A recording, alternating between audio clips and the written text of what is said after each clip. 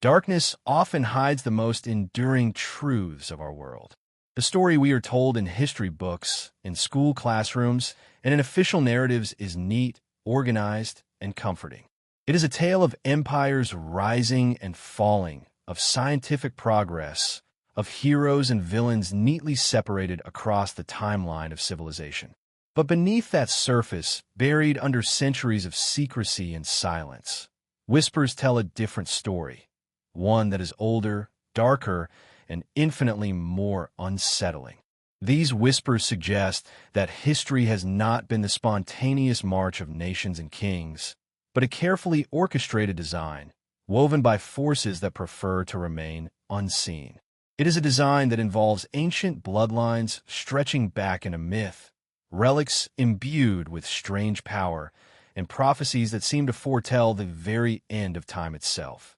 When we speak of conspiracy, the word itself evokes caution. It is a term often dismissed, reduced to the ramblings of the paranoid. Yet when one begins to notice the patterns, the recurring symbols, the quiet continuity of certain families, the way events unfold with an almost theatrical precision, the possibility emerges that the story of humanity is not random, that perhaps the chaos of history has always had a conductor. From secret chambers in ancient temples to shadowed boardrooms in modern skyscrapers, the idea of continuity, a line of power stretching across millennia, cannot be easily ignored. Consider, for a moment, the idea of bloodlines. Not merely family trees or noble descent, but lines of heritage that have preserved something more: ancient knowledge, sacred authority, and perhaps even a claim to divine right. Civilizations across time, from Egypt to Mesopotamia, from Rome to medieval Europe, have traced their rulers back to mythical or even supernatural ancestors. Pharaohs who declared themselves sons of gods. Kings who claimed their crowns not by might, but by blood, their legitimacy flowing from some invisible covenant. What if this was not simply myth-making, but the careful preservation of a truth too destabilizing to share with the masses? Parallel to these bloodlines runs another current: relics, objects that carry not only symbolic weight, but are said to contain actual power. The spear of destiny, thrust into the side of Christ, whispered to grant victory to whoever wields it. The Holy Grail, cup of eternal life, source of wisdom and divine favor. The Ark of the Covenant, said to house the very presence of God, so dangerous that touching it meant death.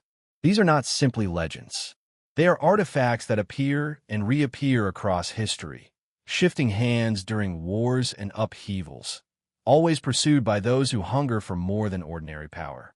And strangely, wherever these relics appear, history itself bends.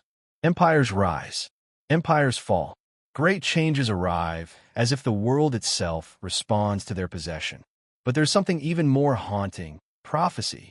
Across the world, in different eras and languages, prophets and mystics have left behind visions of an end, a culmination, an event that would transform everything.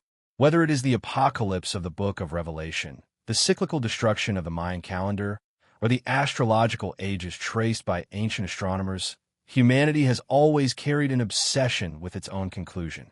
And in many of these prophecies, we find disturbing commonalities: the return of lost relics, the rise of chosen bloodlines, and a cataclysm that remakes the world. Could it be that those in the shadows have long prepared themselves for this ending, working not to prevent it, but to ensure their survival and dominance when it arrives? If we are to believe the official record, such ideas belong only in myth and fantasy. Yet cracks appear even in the most carefully guarded versions of history. Why do symbols of ancient mystery appear in modern nations' flags, banknotes, and monuments? Why do we see the same patterns of power repeat across cultures that supposedly had no contact? Why does knowledge emerge, vanish, and re-emerge across the centuries, as though being carefully rationed by hidden custodians?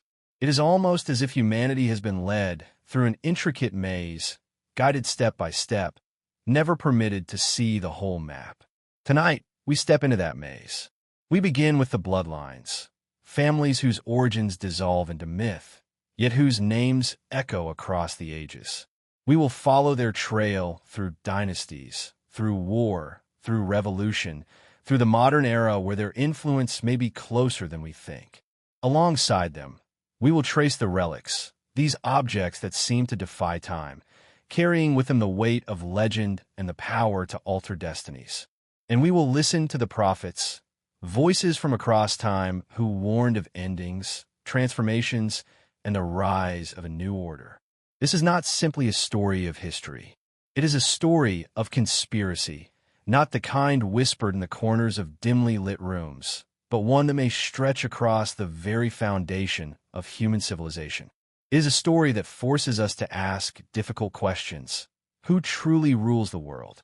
How much of what we know has been carefully shaped to blind us to the truth?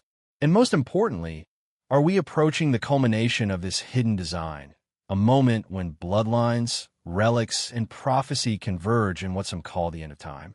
As you listen, I invite you to imagine history not as a straight line, but as a vast tapestry. On its surface, you see kings, nations, wars, discoveries, threads of color and detail. But behind it, unseen, lies the hand that wove it, a hand guided not by chance, but by intent. Tonight, we will begin pulling at that hidden thread, and if we follow it far enough, we may uncover a story stranger, darker, and more extraordinary than anything we've been taught to believe. For as long as humanity has written history, power has never been evenly distributed. Empires rise on the shoulders of armies, but behind the throne, behind the crown, and behind the generals, there are families. Families who not only survive the chaos of history, but seem to thrive on it, adapting across centuries, always finding themselves close to the center of influence. These families are more than wealthy dynasties. They are bloodlines, chains of inheritance that, according to legend and conspiracy alike, are not merely human lines of descent, but custodians of ancient authority stretching back into the fog of myth. The idea of secret bloodlines is not confined to one culture. The Egyptians claimed their pharaohs descended directly from gods, chosen by divine right.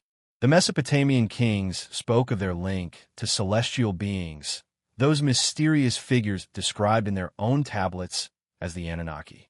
In medieval Europe, noble houses traced their ancestry back to biblical patriarchs or legendary heroes, asserting that legitimacy flowed through the veins, not merely through conquest. Over time, this belief crystallized into an enduring idea that there exist hidden lineages whose true power lies not in their public crowns, but in their ability to quietly manipulate the course of human history. Consider, for example, the Merovingians, the so-called long-haired kings of early France. To most historians, they were simply one of many dynasties of the early medieval period, overshadowed by the later rise of the Carolingians. Yet in the world of esoteric speculation, the Merovingians are rumored to have carried a far more dangerous legacy, descent from the bloodline of Jesus Christ and Mary Magdalene. This idea, popularized in modern culture through books and films, stretches back to older whispers within secret societies and hidden texts. If such a claim were true, it would explain why certain families across Europe have been treated with unusual reverence and secrecy. It would mean that religion itself was not only a faith, but also a cover for biological lineage, guarded for centuries. Moving eastward, we encounter whispers of another bloodline, one connected not to biblical tradition, but to the wisdom of the East. In China, dynasties ruled, under the so-called mandate of heaven. To lose this mandate was to lose legitimacy, but to keep it was to remain tied to a divine plan. Even today, conspiracy theorists argue that remnants of these dynastic families still influence global markets and politics, their heritage hidden beneath layers of modern bureaucracy and financial networks. The story is always the same. Names change, empires fall, republics rise, but certain bloodlines remain close to the levers of control. The European aristocracy provides perhaps the clearest visible thread. Families like the Habsburgs, the Medicis, and the Rothschilds appear again and again in the background of monumental historical events. The Habsburgs intermarried across the continent to consolidate vast regions under their control. The Medicis, beyond their art patronage, financed the architecture of Renaissance Europe and controlled banking systems that gave them influence over popes and kings. The Rothschilds, whose name has become a lightning rod for centuries of speculation, built financial empires that transcended borders, seemingly immune to the collapse of any one nation. To mainstream history, these are simply powerful dynasties. To the conspiratorial lens, they are continuations of something far older, a hidden covenant of bloodlines who preserve secrets older than Europe itself. What makes these stories so enduring is not only the wealth of these families, but the strange coincidences that follow them. Time and again, certain names re-emerge at turning points in history. When wars break out, when kingdoms dissolve, when revolutions burn through capitals, there are always lineages that survive, adapt, and emerge wealthier and more influential. How is it that while nations collapse and common people are scattered by famine or invasion, the same families remain? How is it that across centuries, names like Windsor, Bourbon, or Rockefeller continue to resonate at the highest levels of society? Coincidence or evidence of deeper protection? Some suggest these families are guardians of ancient relics. If true, this would explain their longevity and their aura of untouchable influence. The idea is that bloodlines and relics are not separate conspiracies, but interwoven threads. To control a relic of power, the Grail, the spear, the Ark, requires a line of descent capable of bearing it. Only those whose blood is tied to ancient covenants can safely possess such objects without succumbing to their destructive influence. If such beliefs guided rulers, then the marriage alliances of kings and queens were not mere political strategy, but carefully orchestrated moves to ensure the survival of a divine inheritance. The concept of hidden bloodlines also extends into religion itself. The papacy, with its unbroken chain of succession, claims a spiritual lineage from St. Peter. Yet critics and conspiracists alike argue that behind the Church's spiritual authority lies an effort to suppress rival bloodlines. Consider the Cathars, annihilated in the Albigensian Crusade. They were not merely heretics in the eyes of Rome, but perhaps custodians of rival traditions linked to the Grail. Their extermination might not have been about theology at all, but about erasing competition to the bloodline narrative the Church sought to protect. The Islamic world, too, carries its own story of lineages. The descendants of the Prophet Muhammad, known as the Sayyids and the Sharifs, are revered to this day. In Shia Islam, the concept of imamate flows directly through blood descent.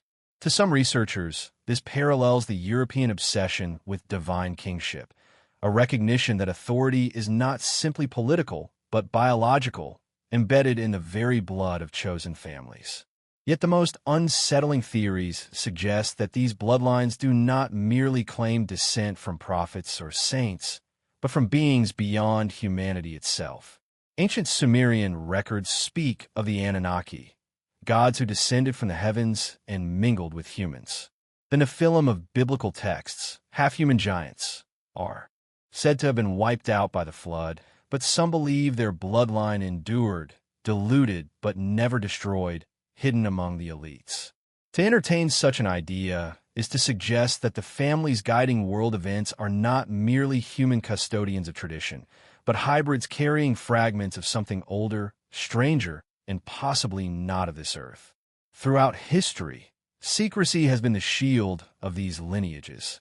Initiation rites, esoteric symbols, and coded genealogies ensured that outsiders never glimpsed the true structure.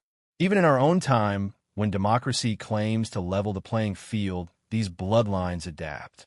They trade crowns for boardrooms, thrones for institutions, monarchies for multinational corporations.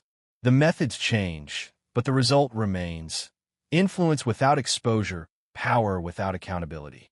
And always, there's a whisper of the endgame. Why preserve bloodlines for thousands of years, if not for a specific purpose? Some believe the answer lies in prophecy. that when the world approaches its final chapter, when relics resurface and cosmic cycles align, these bloodlines will take their rightful place as rulers of the new age. Whether seen as chosen guardians or as ruthless manipulators, they are said to be preparing for that moment, positioning themselves to survive the collapse of the old order and dominate whatever comes after. It is easy to dismiss such claims as fantasy, and yet one cannot ignore the peculiar persistence of certain families, the recurring presence of their names in pivotal moments, and the way history bends itself to accommodate their survival. The deeper we look, the less history seems like the chaos of chance, and the more it resembles a stage. Its actors replaced from time to time, but the directors never changing. As we move deeper into this journey, we must keep these bloodlines in mind, for they will reappear again and again. They are the unseen threads linking empires, religions, revolutions, and relics. And if the whispers are true, they are not merely inheritors of history. They are the architects of its end. Across the vast pages of history, kings and emperors have risen, armies have clashed, and entire civilizations have burned to the ground. Yet behind so many of these dramatic turns lies something more enigmatic than political ambition or economic gain. There are whispers that wars were not fought simply for land or wealth, but for the possession of relics, objects so mysterious, so imbued with symbolic and perhaps even supernatural power, that their capture could tilt the balance of empires. These are not ordinary treasures of gold and silver, but relics said to carry with them destiny itself. The most famous of these is the Holy Grail. To mainstream history, the Grail is a literary invention, first appearing in medieval romances, described as a chalice that caught the blood of Christ or a vessel of divine grace. But to the world of hidden lore, the Grail is no mere myth. It is said to be the source of eternal wisdom, a relic that grants divine favor to whoever finds and protects it. Some traditions say it is not even a cup, but a stone that fell from heaven, a vessel of celestial energy, hidden away by guardians who understood its danger. For centuries, knights and kings searched for it, not only as a symbol of faith, but as a key to ultimate sovereignty. Legends of Arthurian knights are, in this light, not children's tales, but encoded memories of real quests that may have shaped the destiny of medieval Europe. Then there is the Spear of Destiny, the lance that pierced the side of Christ during the crucifixion. It was said that whoever possessed the spear would hold the power to rule the world, for good or for ill. In the Middle Ages, the spear passed through the hands of emperors and conquerors. Charlemagne, it was said, carried it into battle. Otto the Great claimed its protection as he built the Holy Roman Empire. Centuries later, in a darker twist of history, the spear reappeared in Vienna, drawing the fascination of Adolf Hitler himself. Some believe his obsession with the relic was no coincidence, but part of a long chain of rulers who sought to draw on its strange force. And when the spear was finally taken by Allied forces during World War II, whispers spread that the moment marked the true fall of the Third Reich. Perhaps even older and more dangerous is the Ark of the Covenant, described in the Bible as the sacred chest housing the tablets of the Ten Commandments. The Ark was not only a symbol of divine law, but a weapon of unimaginable power. It was said to strike down armies, to level walls, to radiate a force so potent that any unworthy person who touched it was instantly destroyed. Where's the Ark now? Official history cannot answer. Some say it rests in Ethiopia, guarded by monks in a hidden chapel, forbidden to the world. Others claim it lies buried beneath the Temple Mount in Jerusalem, waiting to be unearthed when the time is right. Wherever it is, the Ark continues to appear at the center of countless conspiracies, its absence more telling than its presence, as if its very concealment is part of a grander plan. These relics, whether Grail, Spear, or Ark, share a disturbing pattern. They surface in times of crisis. They inspire quests that reshape nations. And then they vanish, hidden away, spirited into obscurity, until the next moment when history demands their return. It is almost as if they are playing their own game, emerging and receding like pieces on a board far larger than we can comprehend. And always, certain bloodlines and secret orders seem to be close to them, guarding, pursuing, or wielding them for purposes that remain hidden from the rest of the world. Skeptics will argue that these stories are exaggerations, that relics are symbols and nothing more. But if that were true, why would rulers and conquerors devote such enormous resources to seeking them? Why would Nazis scour monasteries? Why would Templars risk extermination? Why would popes and emperors guard their treasuries with such fervor? Even symbols have power, of course, but in the hands of the ambitious, symbols become more than metaphors. They become catalysts of action. To believe in the power of a relic is to act as though it is real. And in history, belief itself shapes reality. Other relics populate the shadowy landscape of these mysteries. The Shroud of Turin, believed by many to be the burial cloth of Christ, has been studied, dismissed, and reaffirmed countless times. Each test seems to bring more questions than answers. Is it a medieval forgery? Or does it truly bear the imprint of a moment of resurrection, a physical echo of something beyond comprehension? Then there is the Emerald Tablet of Hermes, an object of legend said to hold the secrets of alchemy and transformation. Its words have influenced scientists, mystics, and philosophers for centuries, guiding quests for knowledge that straddle the line between science and magic. Even in the East, relics play a profound role. In Buddhist tradition, relics of the Buddha are said to possess miraculous powers, guarded in stupas and temples that attract pilgrims from around the world. In Hinduism, relics and divine weapons described in epic texts are said to have been hidden away, waiting to return when the world needs them most. The motif is universal. Objects of power concealed but never destroyed, woven into the fabric of human destiny. If we place these stories side by side, a troubling picture emerges. The Grail, the spear, the Ark, the Shroud, the relics of prophets and sages, all are tied to cycles of crisis and transformation. They appear when worlds change, when old orders collapse, when new empires rise. They're like keys to doors humanity is not meant to open casually. And those who control them, whether kings, priests, or secret societies, are never ordinary men, but members of families whose bloodlines tie them back to earlier guardianship. Relics and bloodlines, it seems, are two halves of the same puzzle. Could it be that the relics themselves are markers in the great conspiracy of history? That wars, revolutions, and religious upheavals are not random, but stage quests to move these relics from one custodian to another?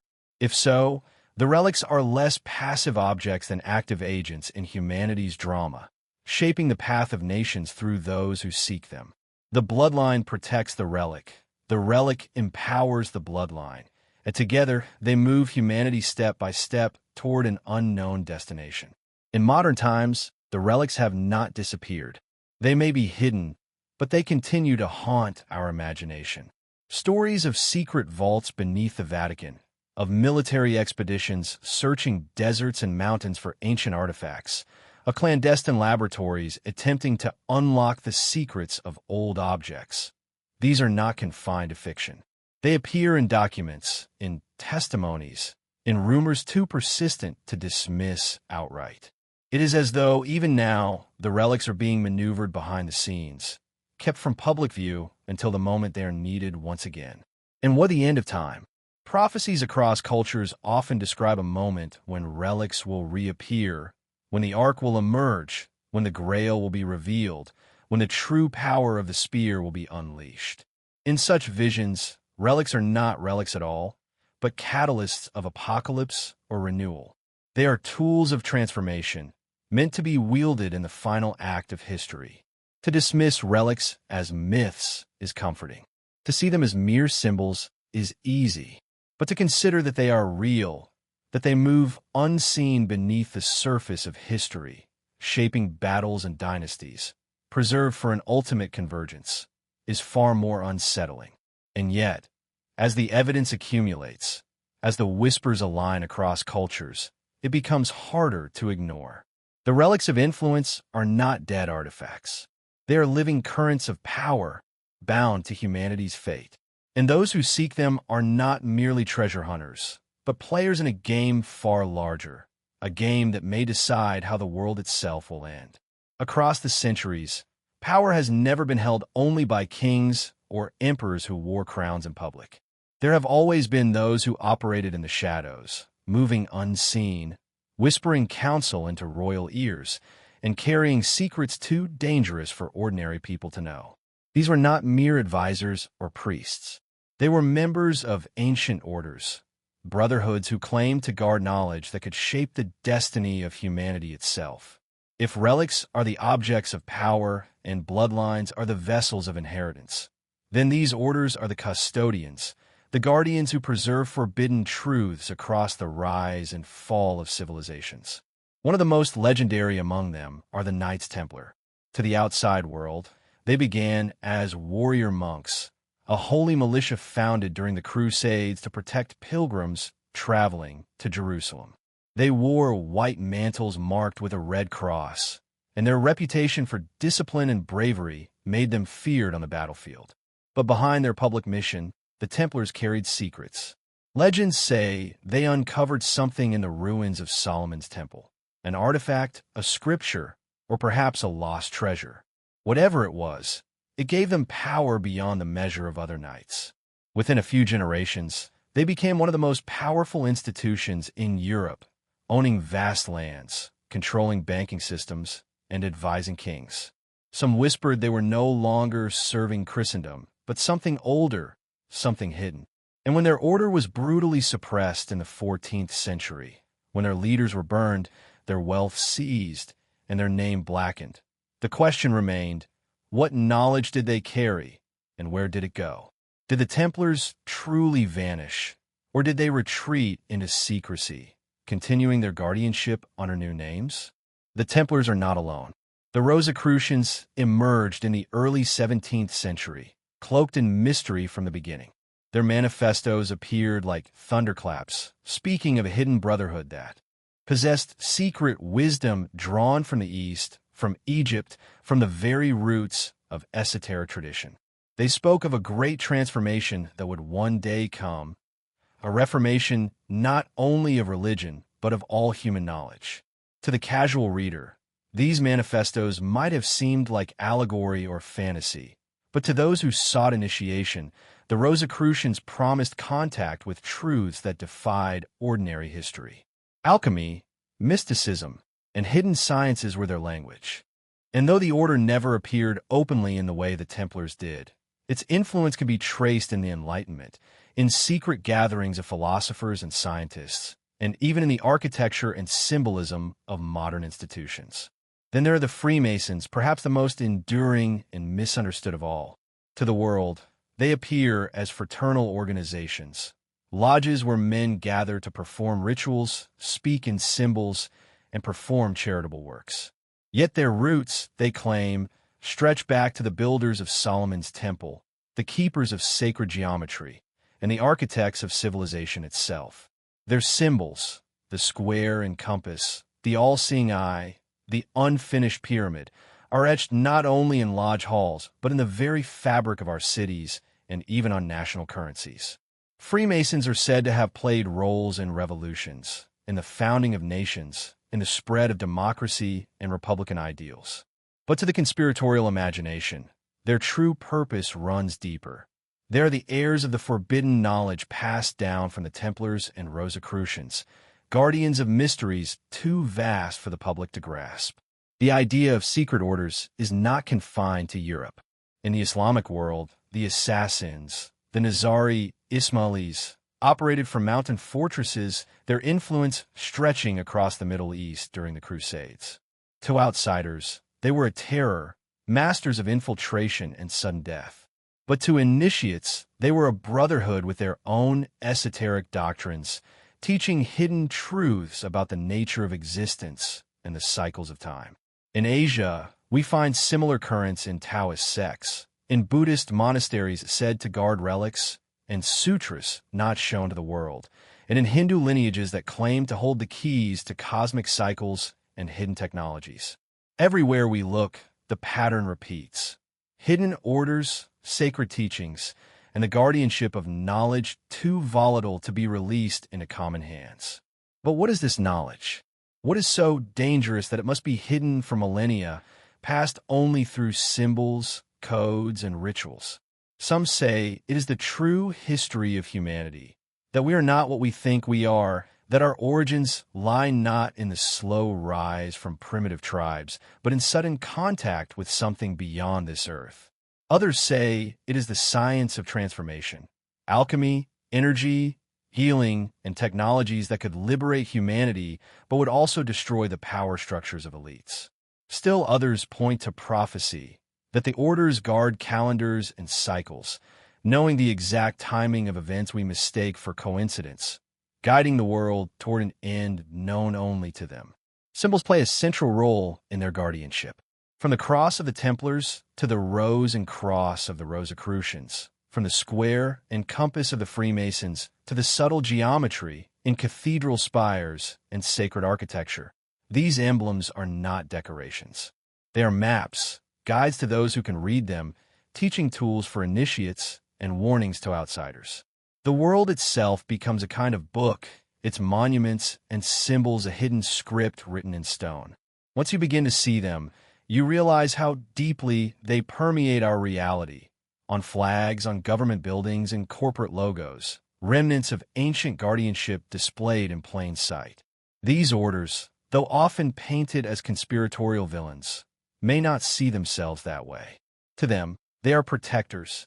The knowledge they guard could upend societies, could empower ordinary people to overthrow rulers, could reveal truths that shatter religions and destabilize governments.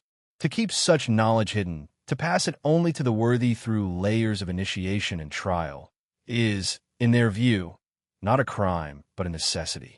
Yet the suspicion remains. Are they truly protecting humanity, or are they protecting their own monopoly on power? Are they guardians or jailers? The suppression of these orders by public powers has always been violent. The Templars were burned. The Rosicrucians were mocked and hunted.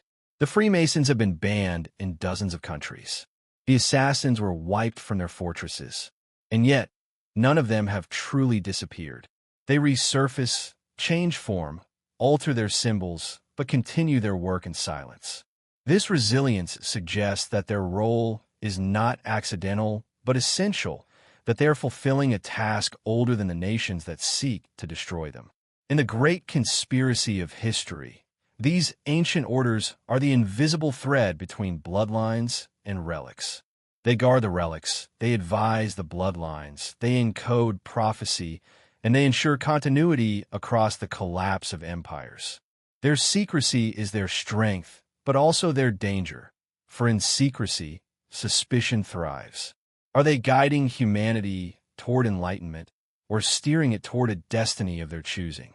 As we follow this trail deeper, we must keep in mind that what we call forbidden knowledge may not be forbidden by the cosmos, but forbidden by those who fear its consequences. Ancient orders, cloaked in ritual and symbol, may hold the keys not only to our past, but to our future. And when the final act of history arrives, when relics reemerge and bloodlines assert their claim, it is these brotherhoods who may step from the shadows, revealing whether they have been protectors or manipulators all along. For most of us, a map is simply a tool, paper or parchment, a grid of lines and colors that tells us where mountains rise, where rivers flow, where cities stand. But in the world of conspiracy and esoteric mystery, maps are not just guides for travelers. They are keys to hidden knowledge, cryptic diagrams pointing towards secrets lost to history. To trace the lines of these maps is to follow threads of a story far older than we imagine, a story of lost civilizations, concealed geographies, and cities whispered about but never fully revealed. Consider the Pyre Reis map, drawn in 1513 by an Ottoman admiral with access to sources we cannot fully explain. On its surface, it is a beautifully detailed chart of the Atlantic world, showing the coasts of South America and Africa. Yet, what catches the eye is something stranger. The southern portion of the map appears to depict Antarctica, centuries before it was officially discovered. Even more unsettling, the continent is drawn not with its current ice cap, but with what looks like ice-free landmass, complete with mountains and rivers. How could a 16th century admiral have drawn a land he should not have known existed, let alone in a condition that has not been visible for thousands of years? Scholars shrug, suggesting misinterpretation, but the question lingers like an unsolved riddle. Did Pyre Reis have access to ancient charts, perhaps from civilizations long forgotten? Was his map a fragment of knowledge passed down from an age before the Great Flood? The Pyre Reis map is not alone. Medieval and Renaissance maps are littered with anomalies. Lands that should not be there, islands that appear and vanish, coastlines drawn with uncanny accuracy centuries before European explorers set foot upon them. The Zeno map of 1,380 shows parts of Greenland and North America in ways that suggest pre-Columbian contact. The Orontius Phineas map of 1531, like the Pyre Reis chart, shows Antarctica with rivers flowing across an unglaciated land. Even older references, like the world maps preserved by Arab geographers or hinted at in Plato's dialogues, suggest that someone, somewhere, held knowledge of the true shape of the Earth long before it became common. But maps are not only strange because of what they include, they are strange because of what they hide. Take the legends of lost cities that appear in stories from every corner of the world. Atlantis, of course, is the most famous, a shining city, an empire of great knowledge and power, swallowed by the sea in a single catastrophic night. Plato spoke of it as history, not myth. He even gave geographical hints, pointing west beyond the Pillars of Hercules to a landmass larger than Libya and Asia combined. For centuries, seekers have tried to find Atlantis on maps, sometimes in the mid-Atlantic ridge, sometimes in the Caribbean, sometimes under the Antarctic ice. Each new theory is ridiculed, yet the fascination never dies. El Dorado, too, haunted maps of the New World. Spanish conquistadors chased it endlessly, believing in a city of gold hidden in the jungles of South America. Some drew it in the Amazon, others in the high Andes. Expeditions were launched, fortunes spent, lives lost, yet the promise of the Golden City never faded. Today, we know the jungle hides ruins of civilizations barely touched by archaeology, vast cities swallowed by vines, evidence of peoples who built with geometry, astronomy, and knowledge equal to their old world counterparts. Perhaps El Dorado was not a fantasy, but a distorted memory of these hidden metropolises. And then there are the whispers of Agartha and Shambhala, mythical cities not on the surface of the earth but beneath it, or in realms hidden beyond the Himalayas. Tibetan monks speak of Shambhala as a kingdom of enlightened beings, hidden from the eyes of the unworthy. Western explorers in the 19th and 20th centuries took these legends seriously, mapping routes through mountain passes, searching for valleys where time itself seemed to warp. To believers, these hidden cities are not myth at all, but the last refuges of ancient knowledge, preserved until the world is ready to receive it. What ties all these stories together is the sense that maps are not neutral. They're selective. A map shows what the maker wants you to see and hides what they want you to ignore. To include a lost city or to erase it is an act of power. In the age of discovery, empires guarded their charts as jealously as their gold. The Spanish crown executed men for stealing maps of the New World. The Ottomans, Portuguese, and Venetians all kept secret archives, charts not for the public, but for the initiated. Some whisper that within these archives lie maps we have never seen, maps of places we do not yet believe exist. Even in our modern era, anomalies remain. Satellite images sometimes reveal strange grid patterns beneath the oceans, quickly explained away as data glitches, but suspiciously resembling man-made ruins. Google Earth explorers claim to have found pyramid shapes beneath Antarctic ice, or vast circular structures hidden in deserts. Each time such a discovery begins to spread, official sources scramble to dismiss or obscure it.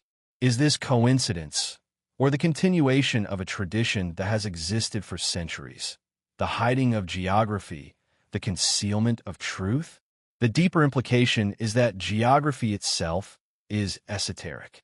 The world we think we know, the continents, the oceans, the limits of exploration, may not be the whole truth. Ancient maps suggest there may have been other lands, now erased by cataclysm.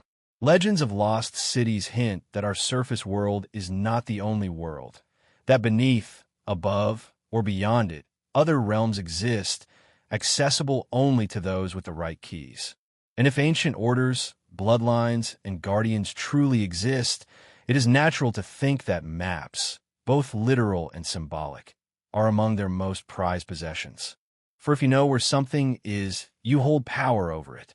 To know the location of a relic is to control history. To know the resting place of a bloodline is to control inheritance. To know where a city sleeps beneath jungle or ice is to hold the future in your hands. Maps, then, are not paper but prophecy. They tell not only where we are, but where we have been, and perhaps even where we are destined to go. In this light, the great explorers of history may not have been adventurers at all, but initiates on quests laid down by secret knowledge. Columbus, whose voyage discovered the Americas, is said to have carried strange charts, perhaps Templar in origin, that told him where to sail. Magellan, who circumnavigated the globe, had sources never revealed. And in every age since governments, secret societies, and hidden orders have sought control of geography, for in geography lies destiny. Hidden maps and lost cities remind us that the world is not entirely charted, no matter what our textbooks say. There remain blank spaces, concealed knowledge, and forgotten geographies waiting to be revealed. And in the great puzzle of relics, bloodlines, and the end of time, these maps may be more than curiosities. They may be the instructions for the final act of history. For as long as humanity has recorded history, we have looked not only to the past for meaning, but also to the future for warning. Every civilization, every culture, seems to carry within it the seed of prophecy, visions of endings, warnings of cataclysm, and promises of renewal. These are not random myths. They are timelines encoded across ages that converge on a singular, haunting idea, the end of the world as we know it. When we speak of prophecy, the Bible often comes first to mind. In the book of Revelation, John of Patmos saw visions of horsemen, plagues, and stars falling from the heavens. He spoke of a beast rising from the sea, of Babylon collapsing in fire, and of a final battle between good and evil at a place called Armageddon. For centuries, theologians have debated whether these are literal predictions or symbolic allegories, yet their power remains. Wars, disasters, and upheavals are constantly measured against Revelation, with each generation believing themselves to be living in the end times. But Revelation is only one voice among many. In the Jewish tradition, apocalyptic writings like the Book of Daniel describe kingdoms rising and falling according to divine timetable. In Islam, the Hadith literature speaks of the end of days, of the appearance of the Mahdi, of the return of Isa, Jesus, and of a world consumed by fitna, trials, and chaos, before ultimate restoration. The Quran describes mountains collapsing, seas boiling over, and the dead rising from their graves. These are not isolated visions, but part of a continuum of apocalyptic expectation spanning Abrahamic faiths. And then we turn eastward, where the cycle of time itself becomes prophecy. In Hindu cosmology, the world moves through vast cycles called yugas. According to this tradition, we are currently in the Kali Yuga, the Dark Age, an era of corruption, greed, and moral decay. Texts like the Vishnu Purana describe a time when rulers act as tyrants, when truth fades, and when violence consumes society. Yet this age, dark though it may be, will eventually give way to renewal, a golden age reborn for destruction. The Maya, too, had their calendar cycles, with the famous Bactan system culminating in the date 2012, which the modern world interpreted as a prophecy of apocalypse. For the Maya, however, it was less an end than a turning of the great wheel of time, a transition from one world cycle to the next. The Hopi of North America tell of worlds destroyed before our own, of fire, of ice, of flood, and of signs that herald the next great change. They speak of a day when a blue star will appear, marking the destruction of the fourth world and the birth of the fifth. Among Norse traditions, Ragnarok looms, the twilight of the gods, when giants march, the seas rise, and even Odin and Thor fall in battle. Yet Ragnarok, like so many apocalyptic visions, is not only destruction, but renewal. After the flames, a green world emerges and life begins again. What is striking is not merely that so many cultures have apocalyptic traditions, but that they echo each other across oceans and centuries. Flood myths, for example, are nearly universal. The Sumerian tale of Utnapishtim, the biblical Noah, the Hindu Manu, the Aztec Coxcox. Each tells of a world wiped clean by water, and of a remnant preserved to begin anew. Why should this motif appear everywhere unless it is rooted in memory, perhaps of a real cataclysm, passed down as prophecy of what may come again? Beyond myth, prophecy often takes the form of timelines, dates, cycles, and calculations that seem to suggest an underlying structure to history. Medieval Christian scholars tried to compute the exact year of the apocalypse by studying biblical genealogies. In more recent centuries, groups like the Millwrights or Jehovah's Witnesses have declared dates for the end, only to be proven wrong, yet undeterred. In esoteric circles, timelines are linked to astrology. The great conjunctions of planets, the precession of the equinoxes, the movement into a new astrological age. Many see the age of Aquarius, just beginning, as a moment of upheaval, a death of the old order and birth of a new. Even modern science, in its own way, echoes the apocalyptic narrative. Astronomers speak of asteroid impacts, supervolcanoes, or solar flares that could reset civilization in an instant. Climate scientists warn of rising seas and failing ecosystems, scenarios that eerily mirror the ancient visions of collapse. Nuclear war, artificial intelligence gone rogue, pandemics, all are new names for old fears. The difference is only in language. What prophets called fire from the heavens, we call asteroid impact. What they described as stars falling, we interpret as missiles or satellites burning in the sky. The pattern is unchanged. The unsettling question is this: are these prophecies metaphorical, or are they glimpses of real cycles, encoded in myth and scripture so that future generations would remember? Did ancient seers perceive truths about astronomy, geology, and human behavior that we, in our arrogance, dismiss as superstition? Perhaps prophecy is not about fortune-telling at all, but about recognition. That history itself is patterned, and that civilizations inevitably reach moments of collapse before rebirth. Secret societies and hidden orders have long been obsessed with prophecy. The Rosicrucians spoke of a coming transformation of the world. Freemasons encoded apocalyptic imagery into their rituals, seeing themselves as stewards of humanity through cycles of destruction. Even the Templars, in whispers, were said to guard relics, not only of Christ's passion, but of his return, preparing for a final confrontation that would reset the world. Bloodlines, relics, and prophecies are not separate threads. They are woven together. For if a bloodline claims descent from divine or ancient rulers, it gains its true power when prophecy declares that bloodline will rise again in the end times. The prophecies are not merely doom, they are promises. They tell us that destruction is not meaningless, but a cleansing. That beyond the fire, a new dawn waits. But they also serve as warnings. Those who are unprepared, who cling to the old order, will be swept away. And so, throughout history, the elite have sought to prepare, not only materially, with fortresses, vaults, and hidden knowledge, but spiritually, by aligning themselves with the symbols and bloodlines they believe will survive into the next age. We live, perhaps, in such a moment now. Disasters crowd the headlines, technologies race beyond our understanding, and whispers of prophecy echo louder. For some, this is coincidence, the eternal human tendency to see patterns. But for others, it is confirmation that the timelines are converging, that the age of endings is upon us. If this is true, then prophecy is not just a relic of the past. It is a roadmap for the present, a warning, a preparation, and perhaps even an invitation to decide what role we will play in the story of the end.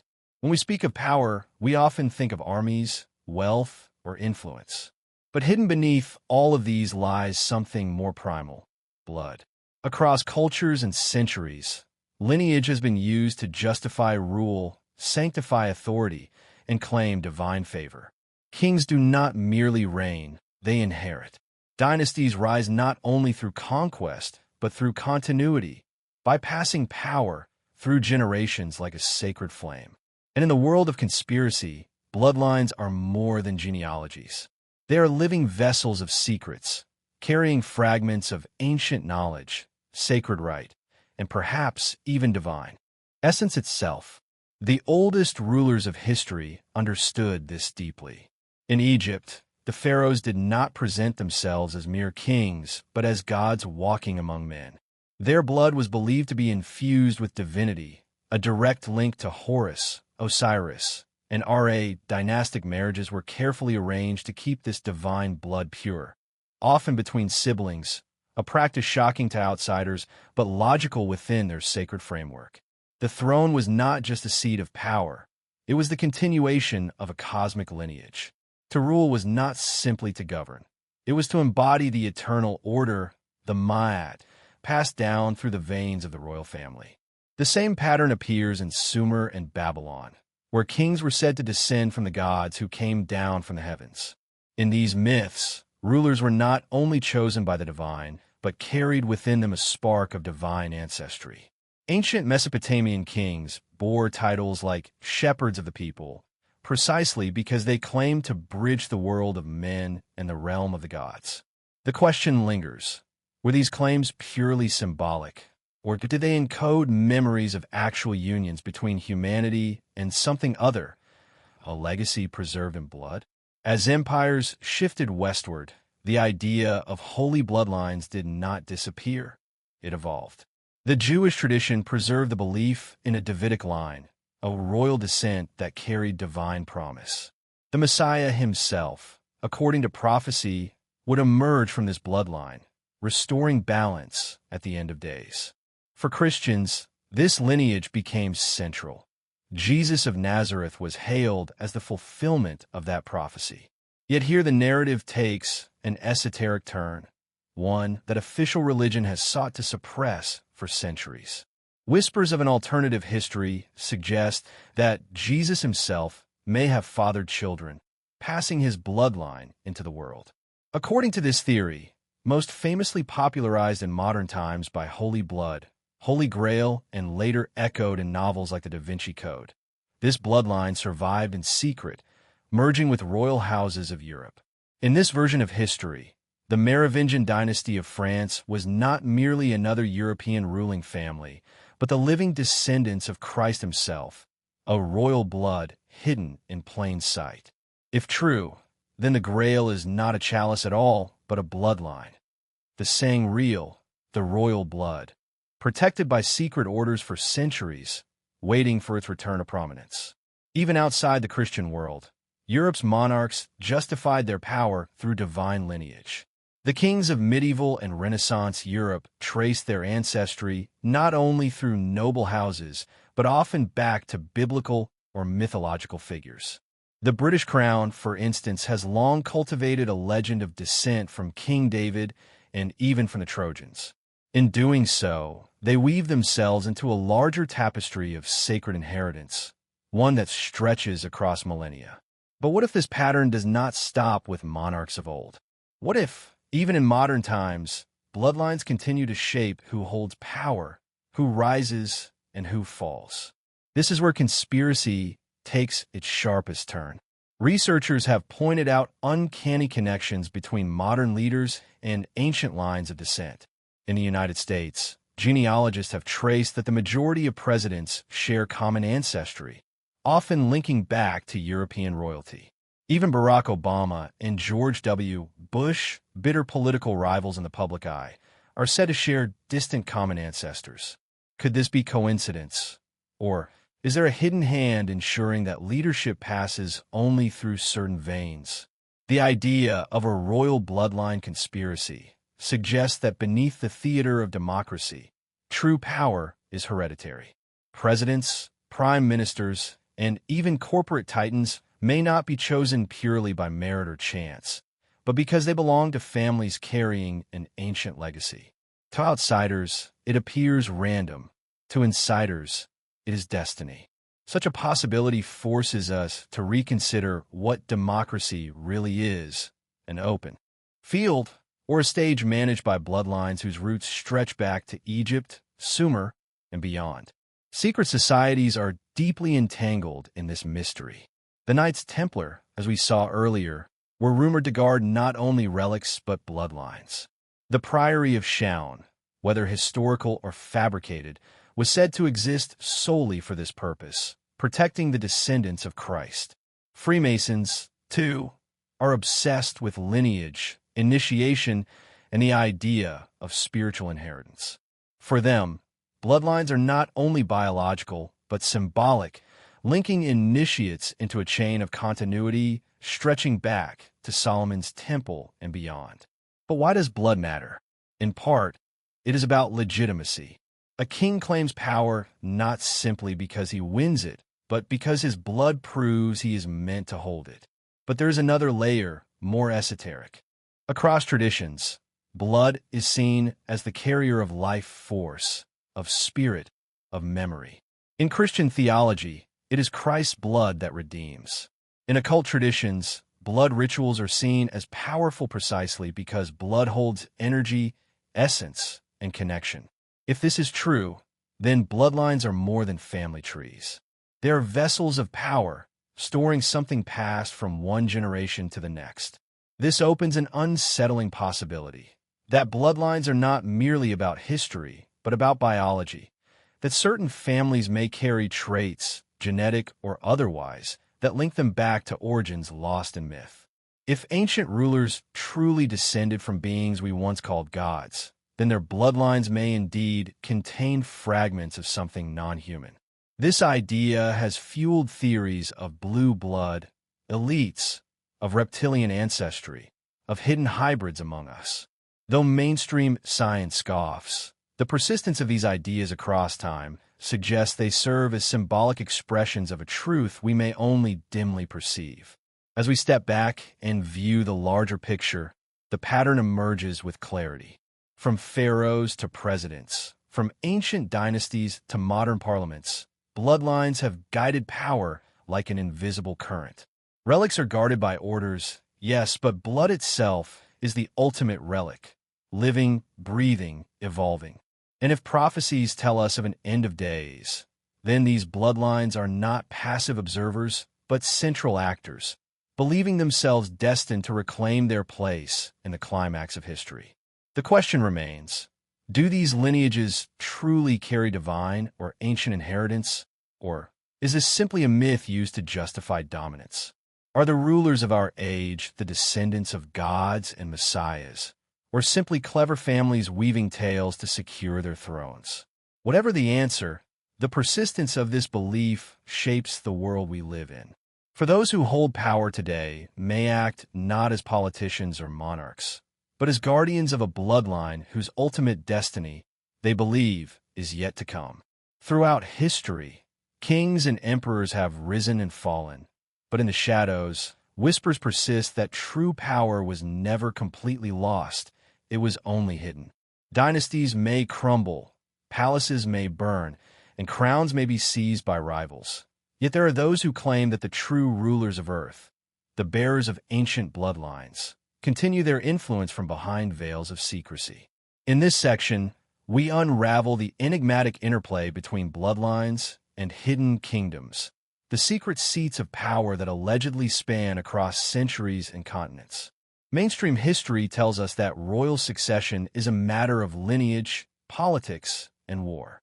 But alternative historians and conspiracy researchers point to something deeper, a blueprint of power designed to ensure that certain families remain at the center of world affairs, even when they appear to fade from view. According to these theories, the survival of these bloodlines is no accident. It is deliberate, protected by secret societies, encoded in genealogical charts, and even concealed beneath new names and identities. One of the most recurring motifs is the idea of the hidden king. This is the notion that when empires fall, when monarchies are overthrown, the lineage itself does not perish. Instead, it goes underground, re-emerging later under a different guise, with influence carefully re-established at just the right historical moment. A vivid example comes from the legends of the Merovingians, the semi-mythical dynasty said to descend from Jesus and Mary Magdalene, who were supposedly displaced by the Carolingians, but whose bloodline survived through centuries of obscurity. In France, whispers of their return as hidden kings persisted long after their political downfall. Similarly, in the East, we encounter stories of royal heirs smuggled away during massacres or palace coups, children spirited out of burning cities, raised in secrecy, only to reappear generations later as powerful leaders or influential figures behind the throne. In Chinese dynastic legends, there are tales of descendants of the fallen Ming emperors quietly assimilating into local villages, their lineage protected in silence until a time of crisis might require their return. But the concept of hidden kingdoms extends beyond literal monarchies. Conspiracy researchers argue that these kingdoms are metaphoric and symbolic as well, kingdoms of finance, religion, and influence. For instance, one theory suggests that the collapse of the Knights Templar in the 14th century did not mark their true destruction. Instead, they allegedly shifted into the shadows, establishing a hidden kingdom of wealth and banking practices that laid the foundations for modern finance. Families who intermarried with Templar survivors supposedly carry not just wealth, but fragments of secret knowledge and relics, placing them in positions of disproportionate influence even today. Bloodlines, then, become both a map and a cipher. They are the threads connecting medieval monarchs to modern elites, weaving a tapestry that spans centuries. This is where the notion of the holy bloodline converges with real-world power structures. Those who possess it are not merely royal by title, but custodians of secrets, guardians of ancient relics, and potential players in apocalyptic prophecies. Consider the case of the Habsburg dynasty.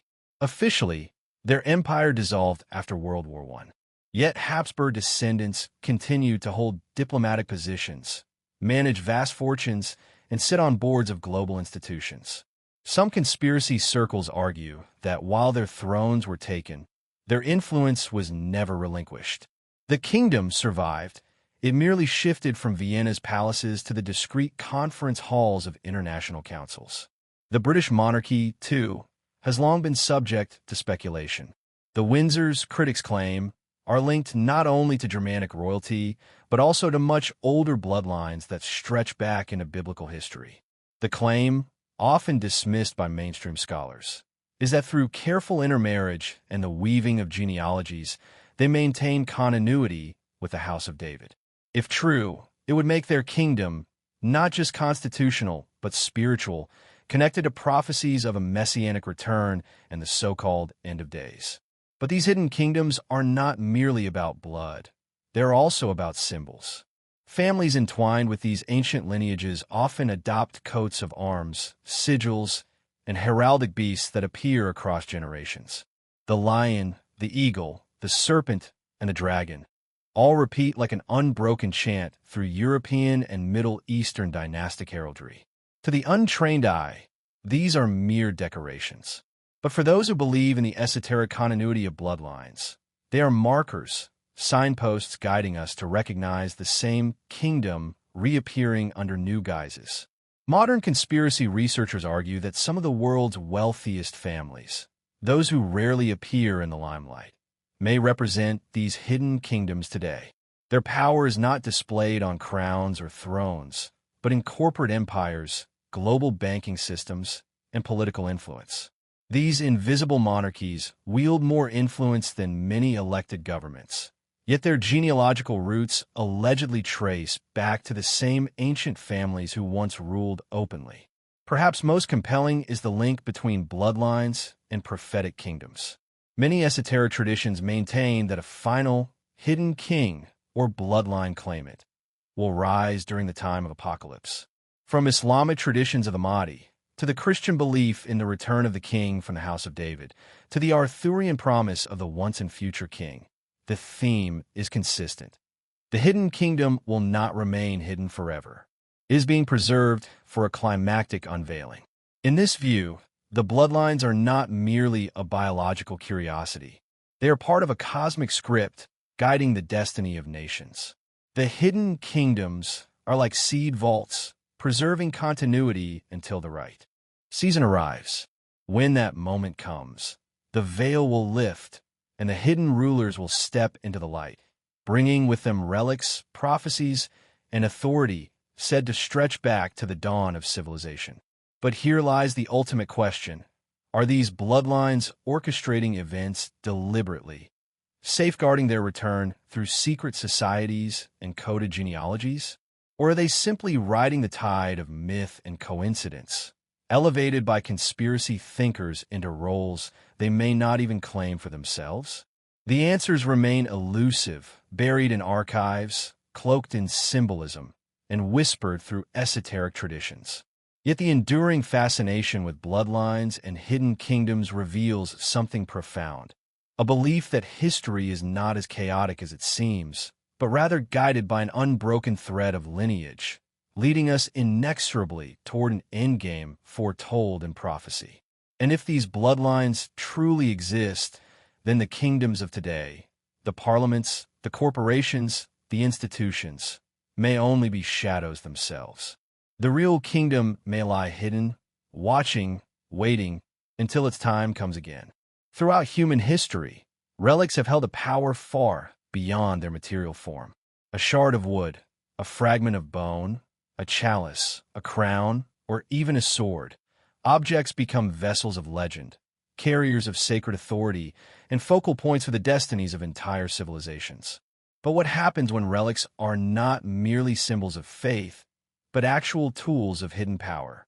What if the great bloodlines and hidden kingdoms of history have guarded not only genealogies, but also physical relics, believing them to be the keys to dominion, prophecy, and the very unfolding of the end of time? This is the world of relics of power, mysterious objects that blur the line between myth and reality, sacred and political, tangible and transcendent. Take, for instance, the Holy Grail. To mainstream historians, the Grail is a medieval legend, born from Arthurian romances. To alternative researchers, however, the Grail is far more than a literary device. It is the ultimate relic, a vessel of divine blood, or perhaps even a code word for a bloodline itself. The Grail becomes less about a cup and more about continuity, the preservation of sacred authority, safeguarded across centuries by secret orders and families who claim rightful stewardship. It is no coincidence that Grail legends are tied directly to the Merovingian kings and later surface in the symbolism of the Templars. If the Grail is real, its power lies not in gold or jewels, but in its capacity to legitimize rulers. Whoever holds the Grail, or embodies it, may hold a divine right to rule. Equally charged with mystery is the Spear of Destiny, also known as the Holy Lance, the weapon said to have pierced the side of Christ at the crucifixion. Legends claim that whoever possesses the spear will shape the fate of the world. Roman emperors Charlemagne, the Habsburgs, and even Adolf Hitler were said to have sought or wielded it, believing it granted invincibility until it was lost. But what if this relic was not destroyed or lost in Vienna's chaotic wartime days, but hidden, transferred into the hands of a bloodline or secret order? If so, then its story did not end in the 20th century. It continues, unseen, as part of the arsenal of power waiting for a climactic reappearance. Then there are the relics tied to kingship itself. The crown jewels of England, the stone of Scone in Scotland, the sword of Charlemagne, and the throne of Solomon that lingers in Middle Eastern legends. Each one carries an aura of legitimacy. The monarch who wears the crown is not merely clothed in gold and gems. They're cloaked in centuries of symbolism. Conspiracy thinkers argue that these relics are not mere regalia, but carefully preserved conduits, aligned with ancient traditions and perhaps even esoteric energies. Their survival is not coincidence. It is orchestration. Consider also the Ark of the Covenant. In biblical tradition, it was the vessel of divine presence, capable of leveling cities and striking down armies. Officially, its fate remains unknown, lost after the destruction of the first temple in Jerusalem. Yet stories persist, hidden by priests, carried to Ethiopia, or buried beneath the Temple Mount. The Ark, if it survives, would be more than a religious artifact. It would be a geopolitical weapon. Whoever could reveal it might unite billions under their authority, claiming the mantle of divine approval. Small wonder that theories link its concealment to powerful families and secret societies waiting for the right moment to unveil it. But not all relics are biblical.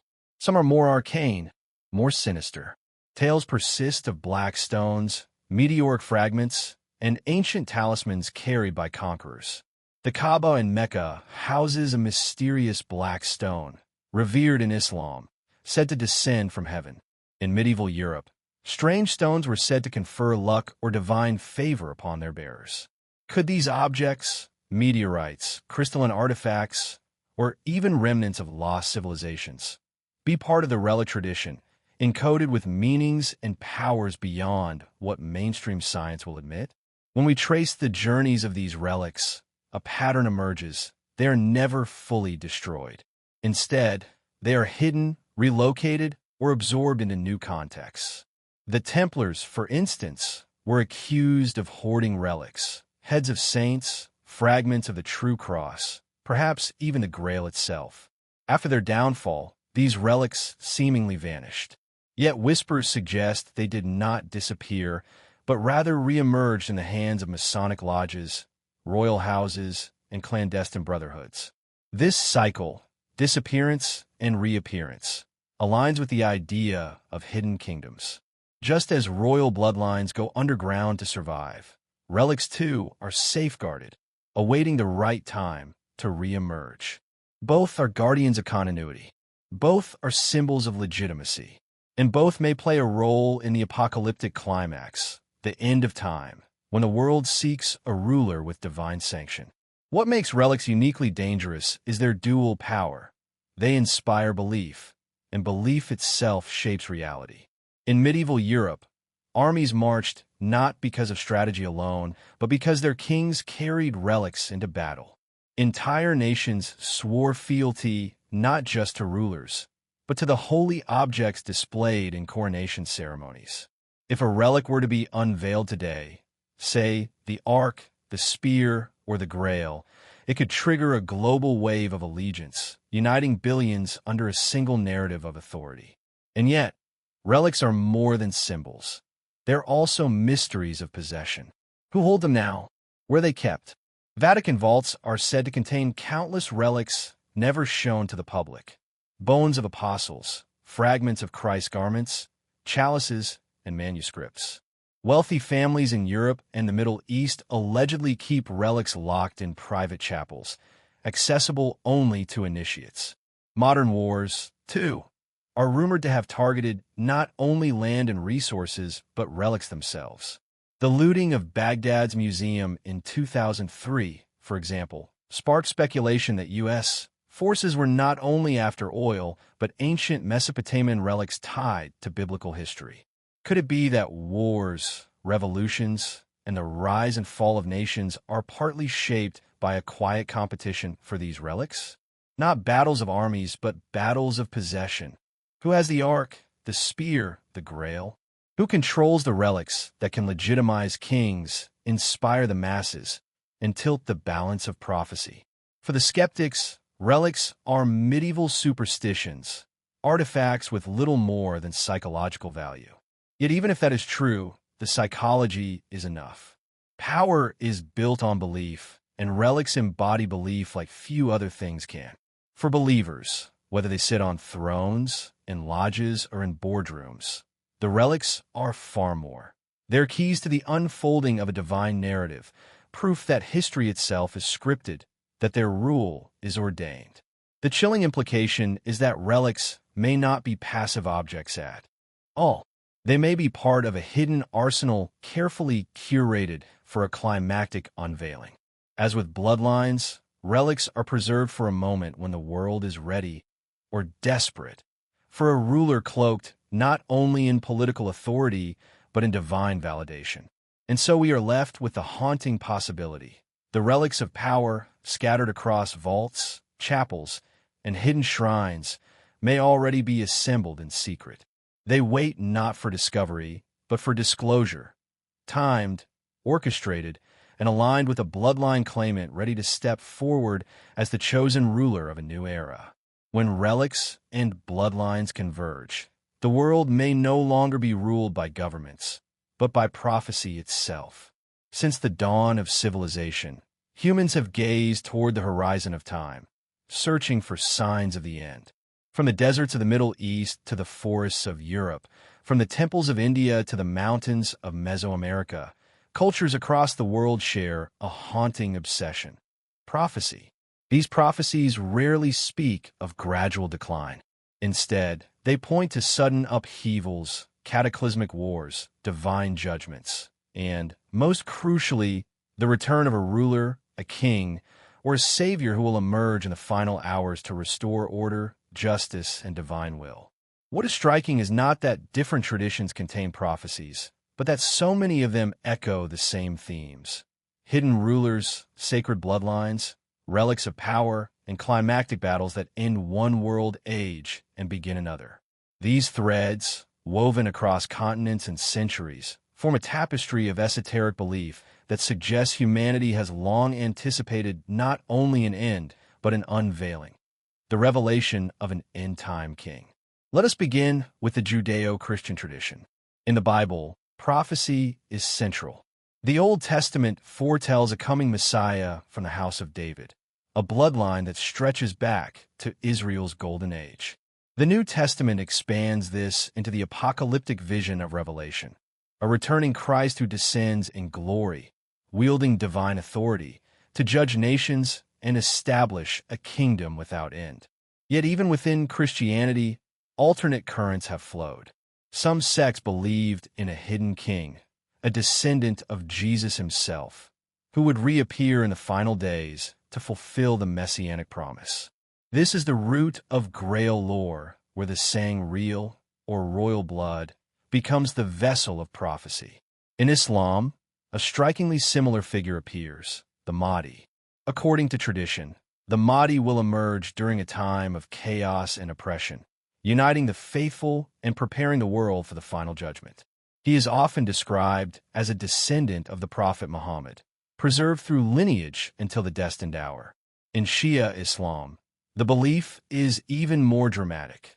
The Mahdi is the 12th Imam, who vanished in occultation over 1,000 years ago and remains hidden, waiting to reappear.